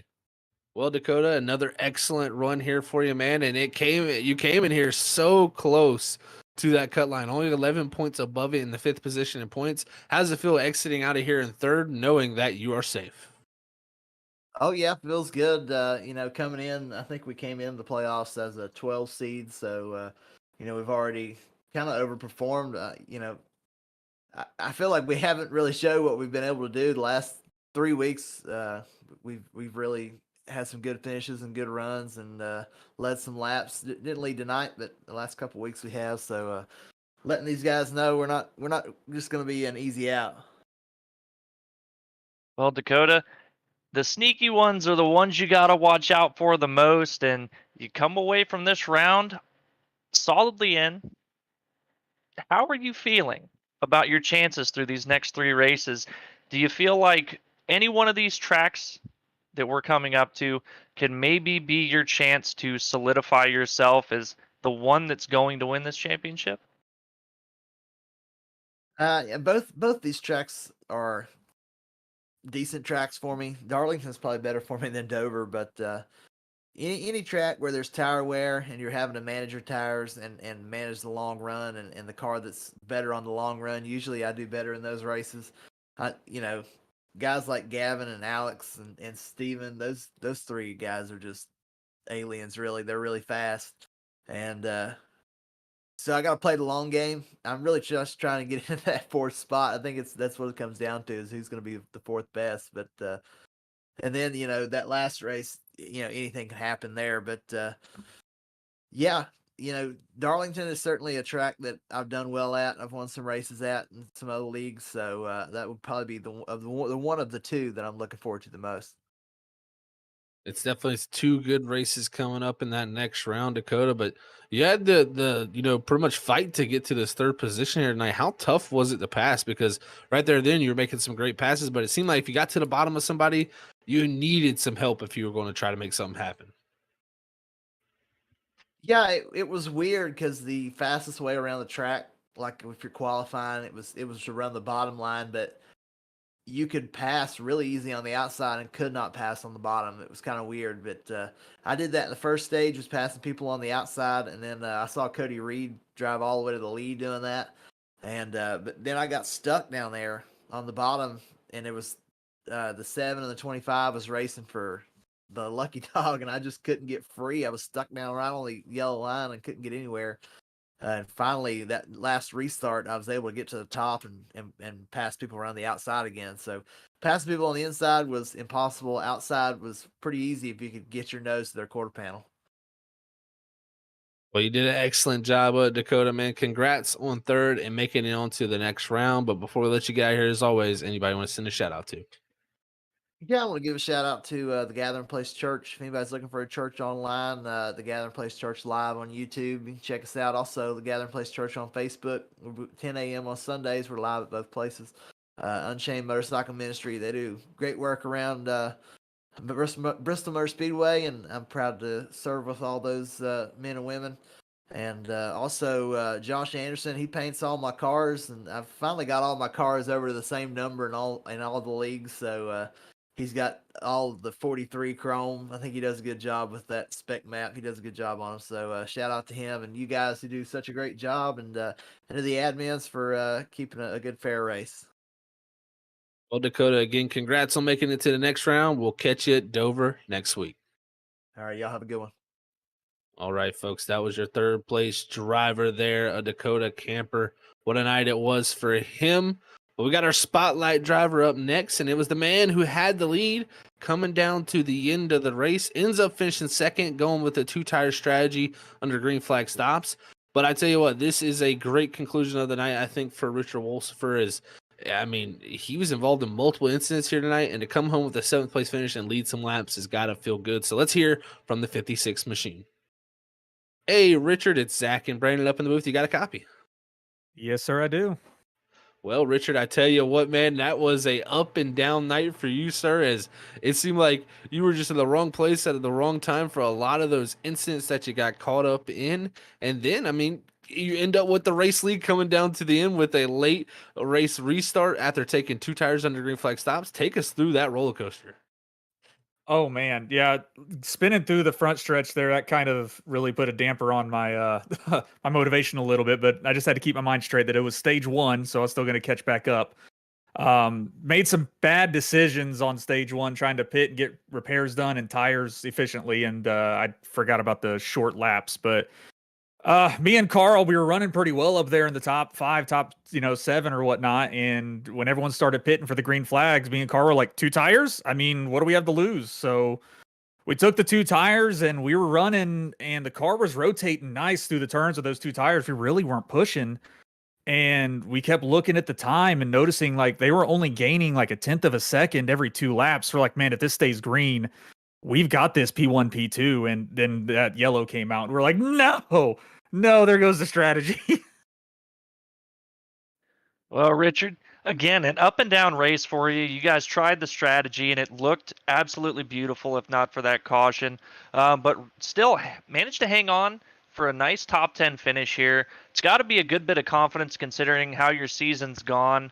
How are you feeling as the season's winding down here about your chances to get more good finishes in the last handful of races? I'm feeling a lot more confident than I have been all season.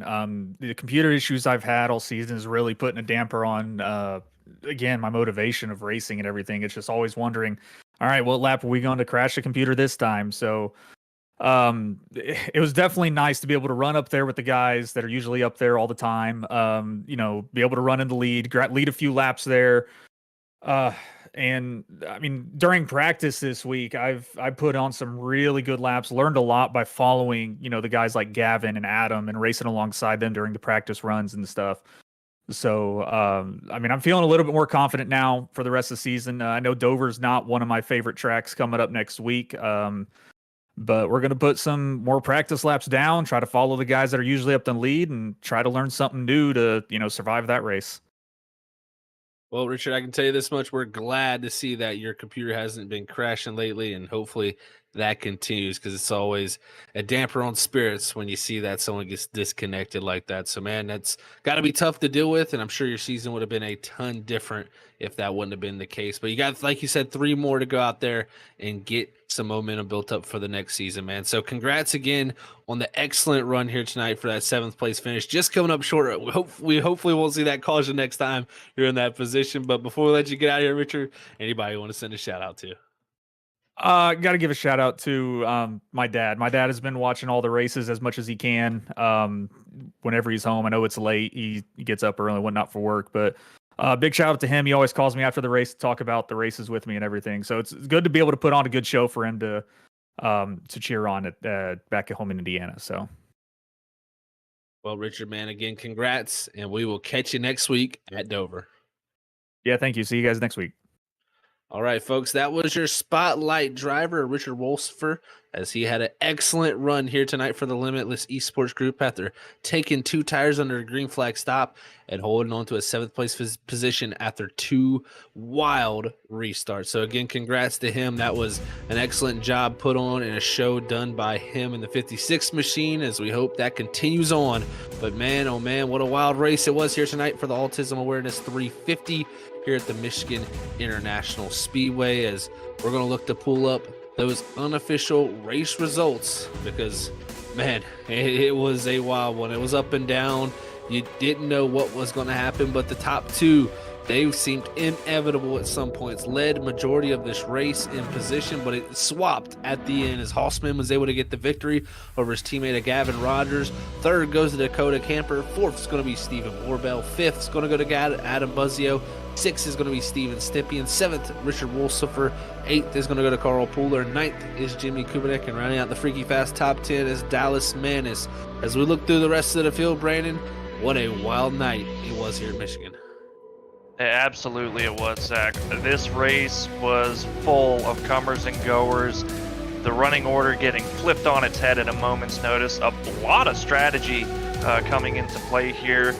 with the timing of some of these cautions and a lot of teamwork as well. And looking at that running order, the two drivers that I look at and like what happened really was Alex Coffey and Cody Reed, two guys that led laps or were running at the front, at the very least contending for this thing, finding themselves in 13th and 14th, a lap down, looking to rebound going next week into Dover. And if tonight was any reflection of the racing we're going to see for the continuation of these playoffs as this thing is winding down, I'm excited. I'm excited too, Brandon. I think it's going to be an excellent ending to the season as we got Dover, Darlington, and Kansas to close out season number 2 here for the Wicked Racing League for the Buttkicker Cup Series, brought to you by VJT Consulting. It's been an awesome time here tonight at Michigan. A wild finish there by only 45 thousandths of a second is the man you see on the screen of Mason Hossman. And like we said, we head to Dover next week. Any final thoughts from you, Brandon, when we head to Dover? Well, I mean, it's going to be a drastically different kind of race, I think, Zach, at Dover. You're going from a track like Michigan that has a lot of room in the corners and a lot of different lanes to choose from to a track where there's really only 2, and they very much converge on the exit. And one small little misstep, getting on the gas too soon or a little bit too little wheel on the exit of the corners, and you could find yourself in the fence. And there's not a lot of room when guys wreck at Dover, and we could see some big cautions that are going to catch a lot of these guys out that are trying to fight for that Final Four spot. From the tight battles of the Spring Hills of Michigan here down to Dover, Delaware to fight Miles the Monster there for round number 2 of the Wicked Racing League playoffs. It's going to be a fun time that you don't want to miss out on, folks, as we go live every Wednesday at 8:50 Eastern. 8:50 p.m. Eastern here on Freaky Fast Broadcasting, as not only do we go live here on Wednesday nights, but we go live multiple times throughout the week that you don't want to miss out on.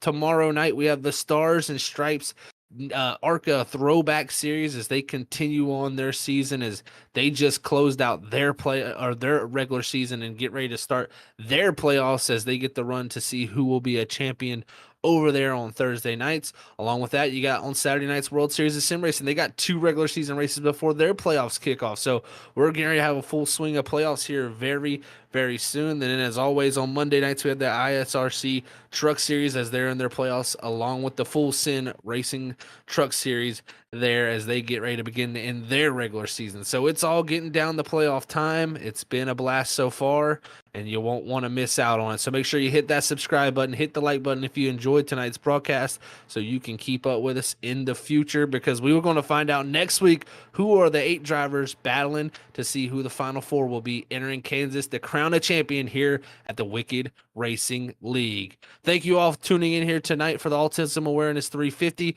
My name has been Zach Hall. Joined alongside me was Brandon Colley and Robert Moyer Jr. doing production up in the booth. Thank you all for tuning in. As I always say, stay freaky fast.